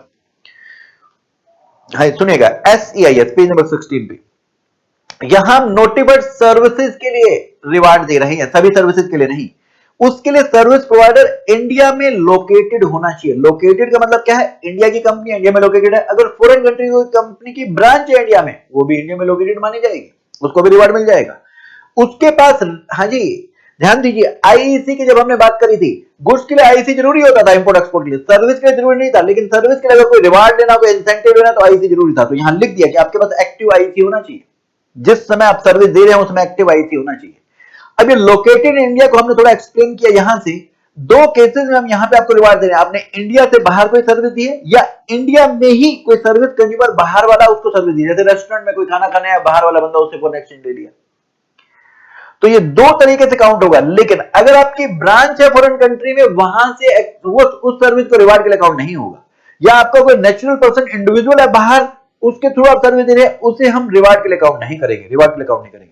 रिवार्ड की जनरल परसेंटेज है 5%। ये तभी मिलेगा जब आपकी minimum NFE, what is NFE, net foreign exchange, जितना आपकी ग्रोथ अर्निंग डॉलर्स आए, इसमें से माइनस जो आपका खर्चा फॉरेन करेंसी में ही हुआ, इंडिया वाला खर्चा नहीं, इंडियन रुपीज वाला एक्सपेंस नहीं, फॉरेन करेंसी वाला एक्सचेंज। तो नेट कैसे निकलेगा, ग्रोथ में से जितना फॉरेन एक्सचेंज वाला खर्चा हुआ वो माइनस कर दिया। इस नेट फॉरेन एक्सचेंज की आपको 1% रिफंड मिलेगा। कब मिलेगा, जिस ईयर में आप सर्विस दे रहे हैं उस ईयर में अगर इंडिविजुअल सर्विस प्रोवाइडर या प्रोप्राइटरशिप फर्म है, तो आपका $10,000 की नेट फॉरेन एक्सचेंज होनी चाहिए उस समय, जब आप रिवार्ड क्लेम करना चाहते हैं। तो और अगर अदर सर्विस प्रोवाइडर्स हैं इंडिविजुअल के अलावा, जैसे फर्म है, कंपनी है, तो $15,000 की आपकी नेट फॉरेन एक्सचेंज होनी चाहिए। ठीक है जी, नेट फॉरेन एक्सचेंज होनी चाहिए। अच्छा जी, पेमेंट सिर्फ सर्विसेज का हम कंसीडर कर रहे हैं। अगर आप सर्विसेज के अलावा गुड्स भी बेचते हैं, तो हम सर्विसेज के ही अमाउंट को कंसीडर करेंगे रिवार्ड के लिए। और अगर आपके पास इंटरनेशनल क्रेडिट कार्ड के थ्रू पेमेंट आई है, वो हम कंसीडर कर लेंगे इसमें रिवार्ड देने के लिए। हां, हम सिर्फ सर्विसेज के अमाउंट को देखेंगे। सर्विसेज के अलावा अगर आपके पास कोई फॉरेन एक्सचेंज आ रहा है, उसे हम कंसीडर नहीं करेंगे। जैसे फॉर एग्जांपल, आपने शेयर कैपिटल, अपने इक्विटी शेयर इश्यू किए हैं, डोनेशन मिली है, लोन की रिपेमेंट या लोन आपने लिया है, या बॉन्ड इशू किए हैं, या एडीआर जीडीआर इशू किए, इसका सर्विस से क्या लेना देना है। या आपको क्लाइंट्स का पैसा आपके बैंक अकाउंट में आया है, क्लाइंट्स का पैसा आपके अकाउंट में आया है, वो भाई उसका क्या लेना देना, आपने जो सर्विस दी उसका बताइए ना। जब आपको कोई, आप बाहर जब काम कर रहे थे, उस लेबर का आपको रेमिटेंस मिल रहा है। ईओयू, ईएसटीपी, एसटीपी इनको यहां पर अलाउड नहीं है, क्योंकि इनके लिए अलग स्कीम है, इनके अलग स्कीम है। टेलीकॉम सेक्टर को अलाउड नहीं है। शिपिंग कंपनी, फॉरेन शिपिंग, ये शिपिंग कंपनी, एयरलाइंस, अगर बाहर से बाहर ही जा रहा है बंदा, तो उस केस में हम कह रहे हैं हम तुम्हारे को यहां रिवार्ड नहीं देंगे, रिवार्ड नहीं देंगे। इसे समझने के लिए आप क्वेश्चन देख सकते हैं, कौन से वाला, हाँ जी, एक क्वेश्चन तो ये है क्वेश्चन नंबर 16। इसमें क्या है, एबीसी इंडिया ये सर्विस भी दे रही है और गुड्स भी बेच रही है। तो हमें गुड्स वाली टर्नओवर को नहीं देखना, हमें सर्विस वाली टर्नओवर को देखना है, सर्विस वाली टर्नओवर को देखना है। ठीक है, तो इस 50,000 पर ही परसेंटेज 5% है, ये 50,000 पर 5% मिलेगा। और जिस ईयर में सर्विस दे रही है कंपनी, उस ईयर में $16,000 की इसने अर्निंग कर रखी है। हाँ जी, other than individual proprietorship firm के लिए क्या जरूरी था, $15,000 की करंट ईयर में पहले उसके पास होनी चाहिए। इसके पास 16,000 की है, तो ये एलिजिबल है, एलिजिबल है, तो इसे रिवार्ड मिल जाएगा। ठीक है, और भी क्वेश्चन हमने किए थे, वो तो ठीक है। अब हम चलते हैं आगे। अब हम आते हैं पेज नंबर 21 पर। अब हमारा आया स्टेटस होल्डर। ये क्या है जी, आपको स्टार दिए जाएंगे, आपके कंधे पे हम स्टार लगा रहे हैं, जितना ज्यादा रुतबा उतने ज्यादा स्टार। ऐसा है क्या, ये आपको समझाने के लिए ऐसे बता रहा हूं। हाँ जी, ये अगर आपकी करंट प्लस पिछले 3 साल, हेलो हेलो हेलो, क्या बोल रहा हूं, करंट प्लस पिछले 3 साल, हेलो हेलो हेलो, पिछले 3 साल प्लस करंट ईयर की अगर आपकी एक्सपोर्ट परफॉर्मेंस इतनी इतनी इतनी इतनी हो गई तो आपको 1 2 3 4 5 स्टार का दर्जा मिलेगा। ये क्या है जी, ये अमाउंट जो दे रखे हैं ये डॉलर इन मिलियन दे रखे हैं। 1 मिलियन में 10 लाख होते तो मैंने यहां कन्वर्ट करके दे रखे हैं, ये आपकी सिर्फ समझ के लिए है, नहीं तो यही आपकी टेबल है। क्या 3 मिलियन डॉलर के लिए एक 3 मिलियन डॉलर हो गया तो 1 स्टार हाउस, 25 हो गया तो 2 स्टार, और 100 हो गया 3, और अगर 500 तो 4, और 2000 या इससे ऊपर हो गया तो 5 स्टार एक्सपोर्ट हाउस का दर्जा मिलेगा। ये अमाउंट क्या है, ये डॉलर और मिलियन में है, 1 मिलियन में 10 लाख होती है। तो इसको याद करने के लिए मैंने ट्रिक बताई थी, 25 याद किया, इंटू में 4 कर दो, फिर उसके बाद अगला 5 से मल्टीप्लाई कर दो, फिर 4 से मल्टीप्लाई कर दो, तो ये आपके पास अमाउंट आ जाएंगे। ध्यान दीजिए, ये जो अमाउंट देखने हमें कैसे देखने हैं, करंट प्लस पिछले 3 साल, लेकिन अगर जेम एंड ज्वेलरी सेक्टर है तो करंट प्लस पिछले 2 साल। जैसे ये टर्नओवर अचीव हुई तो आपको स्टार मिलना शुरू हो जाएंगे। अच्छा, ये जो अमाउंट देखना है इसमें एक्सपोर्ट देखनी है, डीम्ड एक्सपोर्ट देखनी है। एक्सपोर्ट के लिए अगर एक्सपोर्ट करते हैं तो एफओबी वैल्यू, डीम्ड एक्सपोर्ट करते हैं तो एफओआर वैल्यू, और अगर टेक्नोलॉजी आइटम अगर बेचते हैं, स्कोमेट आइटम बेचते हैं, वो भी ऐड करेंगे, वो भी ऐड करेंगे, वो भी ऐड करेंगे। और मुख्य बात ये सब पॉइंट एबीसी पॉइंट में दे रखा था। नेक्स्ट, क्या पहला स्टार देने के लिए, पहला स्टार देने के लिए जो कि 3 मिलियन डॉलर की वैल्यू होती है, इसके लिए कौन कौन, अगर हम डबल काउंट करेंगे, तुम 1 कदम चलोगे, हम 2 कदम मानोगे। किस किस के लिए हम मानेंगे, एमएसएमई सेक्टर, या आप अपने प्रोडक्ट पर आईएसओ या बीएस लगाते हैं, या नॉर्थ ईस्ट स्टेट या सिक्किम या जम्मू कश्मीर में आपकी यूनिट है, या फिर आप एग्री एक्सपोर्ट जोन में आपकी यूनिट है। आपकी टर्नओवर 1 लाख होगी, हम 2 लाख मानेंगे पहला स्टार देने के लिए। ध्यान रहे, second third fourth five six के लिए नहीं, पहले स्टार के लिए। तुम्हारी 2 लाख होगी, हम 4 लाख मानेंगे, तुम्हारी 10 लाख होगी, हम उसे 20 लाख मानेंगे, मतलब डबल मानेंगे। मतलब 3 मिलियन डॉलर करने के लिए, मतलब आपको 30 लाख डॉलर की सेल करनी है, आपकी 15 लाख हुई है, हम 30 लाख मानेंगे, 12 लाख हुई है, हम 24 लाख मानेंगे पहला स्टार देने के लिए, सिर्फ इनके लिए, इनके लिए। ठीक है, हमने इस पे क्वेश्चन भी किया है। एक आईसी होल्डर दूसरे आईसी होल्डर को क्या नहीं कर सकता, अपनी एक्सपोर्ट परफॉर्मेंस ट्रांसफर नहीं कर सकता। और अगर आपने एक्सपोर्ट री एक्सपोर्ट बेसिस पे किए, वो काउंट नहीं होगी। वो क्या मतलब है, आपने अप्रैल में सेल करी, ये आपकी एक्सपोर्ट में काउंट कर लिया हमने, ये सेल रिटर्न हुई, अब इसी को वापस री एक्सपोर्ट कर रहे हो, तो एक बार कर ली ना काउंट, तो दोबारा री एक्सपोर्ट ना काउंट होगी, ये री एक्सपोर्ट वाली काउंट नहीं होगी। क्या बेनिफिट है इन स्टेटस होल्डर को, मैं नेक्स्ट पेज पे एक टेबल बनाई है, चार्ट बनाया है, वो देखेंगे। अगर आप ये स्टार आपको मिले हुए हैं, आप वैसे तो ऑथराइजेशन डीजीएफटी से लेने जाना पड़ता है, लेकिन इन अगर आपको स्टेटस होल्डर है, आपको स्टेटस मिला हुआ 1 स्टार 2 स्टार कोई भी, तो सेल्फ डिक्लेरेशन बेसिस पर ही आप खुद ही ऑथराइजेशन बना लो अपना, जो आप बोलोगे हम वही मान लेंगे।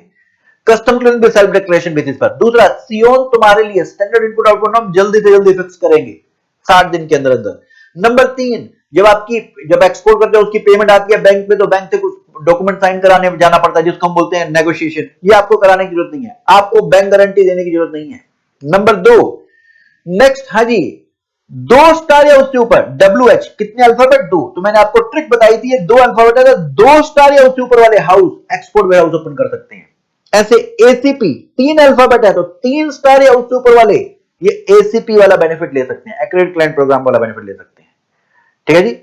नेक्स्ट, अगर ये लोग सैंपल देना चाहते हैं, भाई अगर ये ऑर्डर तो तभी मिलेगा ना एक्सपोर्ट ऑर्डर, जब ये सैंपल देंगे बाहर किसी को, तो सैंपल ये भेज सकते हैं बाहर, कितने का, अगर जेम एंड ज्वेलरी वाले सेक्टर वाले, ये गोल्ड प्रेशियस मेटल वाले हैं, तो ये पिछले 3 साल की एवरेज एक्सपोर्ट का 2% और 1 करोड़ विच इज लोअर। लेकिन इनके अलावा कोई और है तो ये 1 करोड़ वाली बात नहीं है, 2% है, सीधा 2% ऑफ जो भी एवरेज एनुअल एक्सपोर्ट का 2% आता है वो। ये बीच में जो पॉइंट है ये आपके मटेरियल में, इंस्टीट्यूट के मटेरियल में था नहीं है। क्या लाइफ सेविंग ड्रग्स, ये अगर आप हेल्थ इनको दे रहे हैं यूएनडब्ल्यूएचओ पाहो को, तो 8% तक आप फ्री ऑफ कॉस्ट सैंपल दे सकते हैं। ओके जी, यहां आपका ये वाला कंसेप्ट भी हुआ। इसके लिए अगर आप क्वेश्चन देखना चाहें, क्वेश्चन नंबर 4 था, दो एक्सपोर्ट हाउसेस थे, रेड स्काई और ब्लैक नाइट, इनको 1 स्टार एक्सपोर्ट हाउस का दर्जा मिला हुआ। तो 1 स्टार का मतलब क्या है, इनके पास 3 मिलियन डॉलर की टर्नओवर होगी, तो उनका 1 स्टार का दर्जा मिला हुआ है। ये दोनों रेगुलर एक्सपोर्ट कर रहे हैं, ये चाहते हैं कि ये एक्सपोर्ट वेयरहाउस ओपन करना चाहते हैं। एक्सपोर्ट वेयरहाउस 2 स्टार या उससे ऊपर वाले होते थे, तो 2 स्टार के लिए पहले क्या थी 25, 25 को 4 से मल्टीप्लाई करें 3 स्टार के लिए कितनी होगी 100, फिर 5 से मल्टीप्लाई करें 4 के लिए कितना होगी 500, और फिर 4 से मल्टीप्लाई करें 2000 होगी 5 स्टार के लिए। तो ये अगर ये इनके टर्नओवर इतनी हो जाए, इससे पूछा है अगला सवाल कि ये बताओ कब अपना वेयर हाउस ओपन कर सकते हैं। अभी $3 मिलियन थी, अभी नहीं कर सकते। जब इनके टर्नओवर इनमें से कोई भी ये वाला लेवल अचीव कर ले तो ये अपना एक्सपोर्ट वेयर हाउस ओपन कर सकते हैं। एक क्वेश्चन था हमारा पायल कंपनी वाला, एग्री एक्सपोर्ट जोन में है तो पहला स्टार देने के लिए हम डबल काउंट करेंगे। इसकी 30 लाख ऑन एवरेज पिछले 3 साल में है और करंट ईयर में भी 30 लाख है, तो टोटल कितनी होगी 4 साल की, करंट प्लस 3 साल, तो टोटल कितनी होगी 12 मिलियन होगी। हाँ जी, हम इसको डबल कर देते हैं पहला स्टार देने के लिए, लेकिन पहला स्टार तो उसको बिना डबल के ही मिल रहा है। इस कंपनी की टर्नओवर 12 मिलियन हो गया, 3 मिलियन पे ही आपको पहला स्टार मिल जाता, तो इसको डबल करने की जरूरत है कि नहीं? वैसे तो हम डबल करते हैं, लिखा हुआ है इसमें, लेकिन यहां डबल करने की जरूरत नहीं है। अच्छा, अब ये सैंपल देना चाहती है भारत 25 लाख की, या भेज सकती है क्या? सैंपल देने के लिए हम ऑन एवरेज जो हो इसकी 3 साल की एवरेज बनती थी वो 30 लाख बनती है। क्वेश्चन बता रही है, तो 30 लाख ये फॉरेन करेंसी में, इसको इंडियन करेंसी में कन्वर्ट करें इंटू में 50, 1500 इंटू में 2% आता है 30 लाख। तो 30 लाख की एक्सपोर्ट कर सकती थी फ्री ऑफ कॉस्ट, ये 25 लाख की करना चाहती है, अलाउड है।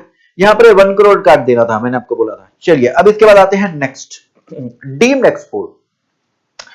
हाँ जी, डीम्ड एक्सपोर्ट है एक, जीएसटी में आपने 3 पढ़े हुए हैं, एफटीपी में उससे कुछ ज्यादा है। तो जीएसटी में 3 क्या पढ़े हुए हैं आपने?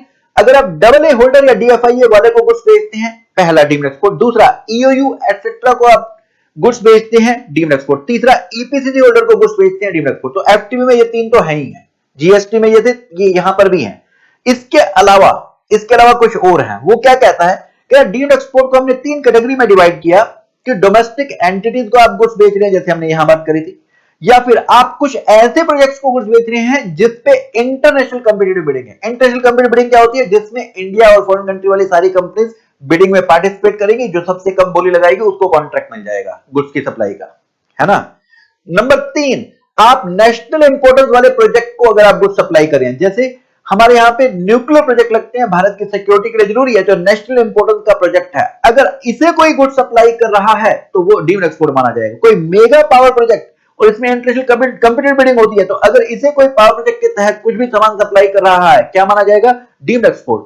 या ऐसा कोई प्रोजेक्ट है जिसको फाइनेंस कर रखा है मल्टीलेटरल या बायलैटरल एजेंसी ने, जैसे गुजरात में गांव में इलेक्ट्रिसिटी पहुंचानी है, इसको फाइनेंस कर रखा है वर्ल्ड बैंक ने, तो अब इस प्रोजेक्ट के लिए जो लोग इसको गुड्स की सप्लाई करेंगे वो क्या माना जाएगा? Deemed export. यूएन या इंटरनेशनल ऑर्गेनाइजेशन को अगर गुड्स की सप्लाई कर रहे हैं, डीम्ड एक्सपोर्ट।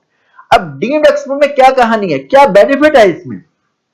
अगर आप इन डीम्ड एक्सपोर्ट वालों को गुड्स बेचना चाहते हैं तो आपको डबल ए या डीएफआईए मिल जाएगा। दूसरा, अगर तुमने ड्यूटी पे करके इनको माल बेच रखा है तो आपको रिफंड मिल जाएगा।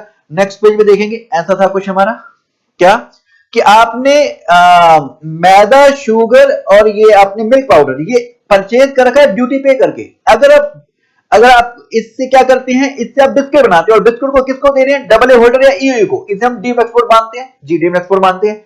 अगर आप इनको परचेज करने के लिए डबल ए लेना चाहें तो मिल जाएगा, फिर ड्यूटी देनी नहीं पड़ेगी। लेकिन तुमने अगर ड्यूटी पे करके परचेज कर रखा है तो ड्यूटी का रिफंड मिल जाएगा।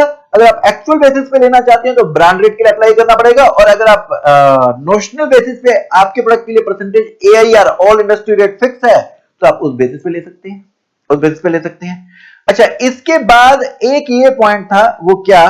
वो ये कि हाँ जी वो ये है कि मान लीजिए मिस्टर ए को कॉन्ट्रैक्ट मिला ईओयू से या ईपीसीजी होल्डर से या फिर इन प्रोजेक्ट से या एजेंसी से जिनको माल बेचने में डीम्ड एक्सपोर्ट माना जाता है, तो अगर ए इनको डायरेक्टली सप्लाई कर रहा है तो उसे डीम्ड एक्सपोर्ट माना जाएगा। लेकिन ए को कॉन्ट्रैक्ट मिला था, ए ने बी को सब कॉन्ट्रैक्ट कर दिया, अब बी या तो इन्हीं को डायरेक्टली बेच रहा है या इस ए को बेच रहा है, क्या तब भी डीम्ड एक्सपोर्ट माना जाएगा? जी हां, लेकिन शर्त यह है तब इस केस में पेमेंट ए बी को दे, मेन कॉन्ट्रैक्टर सब कॉन्ट्रैक्टर को दे। तीसरा केस, सब कॉन्ट्रैक्टर अगर डायरेक्टली इनको सप्लाई कर रहा है और पेमेंट भी यही इसको कर देते हैं, पेमेंट भी यही कॉन्ट्रैक्टर, ये डेजिग्नेटेड प्रोजेक्ट एजेंसी है इसको कर देती है, तो इसमें एक और कंडीशन फुलफिल करनी पड़ेगी, तब डीम्ड एक्सपोर्ट माना जाएगा। मतलब वो क्या? जो मिस्टर ए है वो मेन कॉन्ट्रैक्ट जो इनसे मिला था उसमें सब कॉन्ट्रैक्टर का नाम भी लिखवा दे, तो ये डीम्ड एक्सपोर्ट माना जाएगा, जिसके लिए हमने ये क्वेश्चन किया था।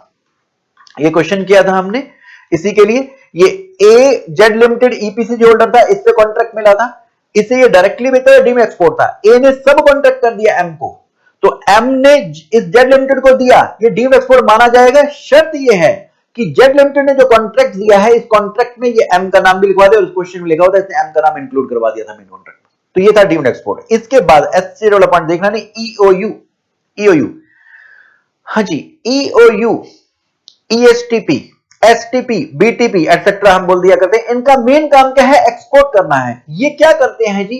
ये इनपुट या कैपिटल गुड्स इंपोर्ट कर सकते हैं, ड्यूटी भी नहीं देनी पड़ेगी, नीचे देखो जीएसटी भी नहीं देना पड़ेगा, ना ड्यूटी देनी है ना जीएसटी देना है, ना ड्यूटी देनी है ना इंपोर्ट पे जीएसटी देना। तो ये कहां से परचेज कर सकते हैं? इंपोर्ट भी कर सकते हैं, कस्टम के बॉन्डेड वेयर हाउस से इंपोर्ट परचेज कर सकते हैं, इंटरनेशनल एग्जीबिशन से भी परचेज कर सकते हैं।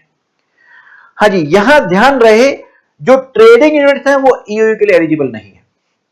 मैन्युफैक्चरिंग और सर्विस यूनिट तो आ सकते हैं, ट्रेडिंग यूनिट एलिजिबल नहीं है। मिनिमम इन्वेस्टमेंट कितनी करनी पड़ेगी जी? 1 करोड़ की मिनिमम प्लांट एंड मशीनरी में इन्वेस्टमेंट करनी पड़ेगी। लेकिन ये ईएसटीपी, एसटीपी, बीटीपी, हैंडीक्राफ्ट, एग्रीकल्चर, इनके लिए जरूरी नहीं है 1 करोड़ की इन्वेस्टमेंट। इसके अलावा बोर्ड ऑफ अप्रूवल ये 1 करोड़ से कम इन्वेस्टमेंट अलाउ कर सकता है। ठीक है जी। नेक्स्ट, इस ईओयू को net positive net foreign exchange बनाना होगा 5 साल के ब्लॉक में। 5 साल के ब्लॉक में भाई शुरू में बिजनेस शुरू करते हैं, लॉस होता है, बोले लॉस तो ठीक है, लेकिन तुम पॉजिटिव एनएफसी ले आओ 5 साल में। सिर्फ 5 साल में हम नहीं ला पाए, हम क्या करें? क्यों नहीं ला पाए? क्योंकि भारत सरकार ने गुड्स उन एक्सपोर्ट को प्रोहिबिट कर दिया था, एक्सपोर्ट कर नहीं सकते। जैसे इंडिया में क्या होता है, गर्मियों के सीजन में मिल्क की प्रोडक्शन कम होती है तो मिल्क पे प्रोहिबिशन आ जाती है, तो बोले अगर प्रोहिबिशन गवर्नमेंट ने लगाई तो 5 साल का पीरियड एक्सटेंड कर दिया जाएगा फिर। या फिर जैसे कोरोना काल है, एडवर्स मार्केट कंडीशन है, तो उस केस में 5 साल का पीरियड 1 साल के लिए एक्सटेंड किया जा सकता है। नेक्स्ट, ये इंपोर्ट की बात होगी। हाँ जी, अगर ईओयू डोमेस्टिक परचेज करती है तो जो बंदा बेच रहा है ईओयू को, उसे डीम्ड एक्सपोर्ट माना जाता है, उसे डीम्ड एक्सपोर्ट का बेनिफिट मिल जाएगा। ठीक है जी। डीम्ड एक्सपोर्ट का बेनिफिट क्या होता है? या तो रिसिपेंट रिफंड ले ले, जीएसटी में हमने पढ़ा था, या सप्लायर ले ले। सप्लायर को तभी मिलता है जब रिसिपेंट अंडरटेकिंग दे कि ईओयू जैसे अंडरटेकिंग दे कि ना मैं आईटी से लूंगी ना मैं रिफंड लूंगी, तो सप्लायर को मिल जाएगा। नेक्स्ट, कौन से गुड्स एक्सपोर्ट कर सकते हैं? सभी जो प्रोहिबिटेड है उनको छोड़कर, या स्कोमेट आइटम, टेक्नोलॉजी आइटम भी बेच सकते हैं। ईओयू स्कीम से बाहर निकलना चाहते हैं तो जीएसटी देना पड़ेगा, और अगर इन्होंने अपनी ऑब्लिगेशन फुलफिल नहीं करी तो पेनल्टी भी लगेगी इन पे। ईओयू और एससीजेड में क्या फर्क है जी? ईओयू में ट्रेडर नहीं आ रहा, मैन्युफैक्चर सर्विस प्रोवाइडर आ रहा है। एससीजेड में मैन्युफैक्चर सर्विस प्रोवाइडर, ट्रेडर सब आते हैं। एससीजेड एक स्पेसिफिक एरिया होता है, वहां यूनिट्स होती हैं। ईओयू किसी भी एरिया में हो सकती है। एससीजेड के लिए कोई मिनिमम इन्वेस्टमेंट नहीं चाहिए, ईओयू के लिए मिनिमम इन्वेस्टमेंट 1 करोड़ होनी चाहिए प्लांट मशीनरी में। ईओयू को जिस दिन लेटर ऑफ परमिशन मिलती है उसके 2 साल के अंदर अंदर पर अपना प्रोडक्शन स्टार्ट करना होता है। ये पीरियड 2 साल की एक्सटेंशन इसे मिल सकती है। अगर कोई ईओयू 4 साल के बाद प्रोडक्शन स्टार्ट करती है तो वो एलिजिबल नहीं रहेगी। हाँ जी, आप डीटीए से ईओयू में कन्वर्जन कराना चाहते हैं तो आपकी अब 1 करोड़ नहीं, नई यूनिट बनानी थी तो 1 करोड़ वाली बात थी। डीटीए से ईओयू में कन्वर्ट कराना चाहते हो तो आपकी इन्वेस्टमेंट 50 करोड़ देखनी है प्लांट मशीनरी में, या इससे ऊपर, या फिर आपकी टर्नओवर 50 करोड़ या इससे ऊपर होनी चाहिए। तो फिर हमने ये क्वेश्चन किया था ईओयू के लिए। इस बार सी इंस्टीट्यूट ने एक ये अमेंडमेंट में डाली है। क्या है ये? एक बार सुन लीजिए, क्या पता आए या ना आए। क्या कि कुछ रेस्ट्रिक्शन या प्रोहिबिशन इंपोर्ट या एक्सपोर्ट पर लगाई जा सकती हैं। किस लिए लगाई जा सकती हैं? पहला एग्जांपल, जैसे इंडिया में फूड स्टफ की शॉर्टेज ना हो तो उसके एक्सपोर्ट पे प्रोहिबिशन लगाई जा सकती है। फिशरीज प्रोडक्ट की इंपोर्ट पर प्रोहिबिशन लगाई जा सकती है। इंडिया के फॉरेस्ट रिजर्व को मेंटेन करने के लिए, इंपोर्ट हो रहा ज्यादा, एक्सपोर्ट हो रहा कम, फॉरेस्ट रिजर्व मेंटेन नहीं हो पा रहा, उसको मेंटेन करने के लिए इंपोर्ट पर कुछ रेस्ट्रिक्शन या प्रोहिबिशन लगाई जा सकती है। भारत की किसी पर्टिकुलर इंडस्ट्री को बढ़ावा देने के लिए, प्रमोट करने के लिए इंपोर्ट पर हम कोई रेस्ट्रिक्शन या प्रोहिबिशन लगा सकते हैं। अगर कोई माल बाहर वाली कंट्री से ज्यादा मात्रा में लग गया तो उस पर हम सेफगार्ड ड्यूटी लगा देंगे ज्यादा से ज्यादा। हाँ जी, पब्लिक मोरल्स को, जैसे पॉर्न मटेरियल इंडिया में नहीं आएगा, उस पर रेस्ट्रिक्शन लगाई जा सकती है। सोना चांदी की इंपोर्ट एक्सपोर्ट पर प्रोहिबिशन या रेस्ट्रिक्शन लगाई जा सकती है। ह्यूमन एनिमल प्लांट लाइफ को प्रोटेक्शन के लिए कुछ रेस्ट्रिक्शन लगाई जा सकती है। पेटेंट, ट्रेडमार्क, कॉपीराइट की सिक्योर करने के लिए कुछ रेस्ट्रिक्शन लगाई जा सकती है या प्रोहिबिशन लगाई जा सकती है।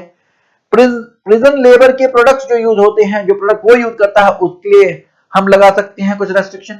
राष्ट्रीय धरोहर की प्रोटेक्शन के लिए कलात्मक, ऐतिहासिक और पुरातत्व विज्ञान की जो वस्तु हैं उनके प्रोटेक्शन के लिए हम कुछ रेस्ट्रिक्शन लगा सकते हैं या प्रोहिबिशन लगा सकते हैं। कुछ सी डोमेस्टिक इंडस्ट्री को essential material, raw material available कराने के लिए कुछ रेस्ट्रिक्शन लगा सकते हैं। नेचुरल रिसोर्सेज जो खत्म होने वाले हैं ऐसे को कंजर्व करने के लिए कुछ रेस्ट्रिक्शन लगाई जा सकती हैं। देश की सुरक्षा के लिए जैसे हथियार, गोला बारूद, युद्ध सामग्री के यातायात के रोकथाम के लिए कुछ रेस्ट्रिक्शन लगाई जा सकती हैं। या इंटरनेशनल शांति या सुरक्षा के लिए कुछ रेस्ट्रिक्शन इंपोर्ट या एक्सपोर्ट पर लगाई जा सकती है। ठीक है जी, thank you so much. Revision आपको कैसा लगा? आप मुझे व्हाट्सएप पे मैसेज कर सकते हैं या कमेंट कर सकते हैं वीडियो के नीचे। और क्या आपको चाहिए मेरी तरफ से रिवीजन, आप मुझे लिख सकते हैं, वैसे तो मैंने सारा रिवीजन करा ही दिया है। Thank you ji. यहां हमारा फॉरेन ट्रेड पॉलिसी का रिवीजन कंप्लीट होता है। Thank you, bye bye, Tata.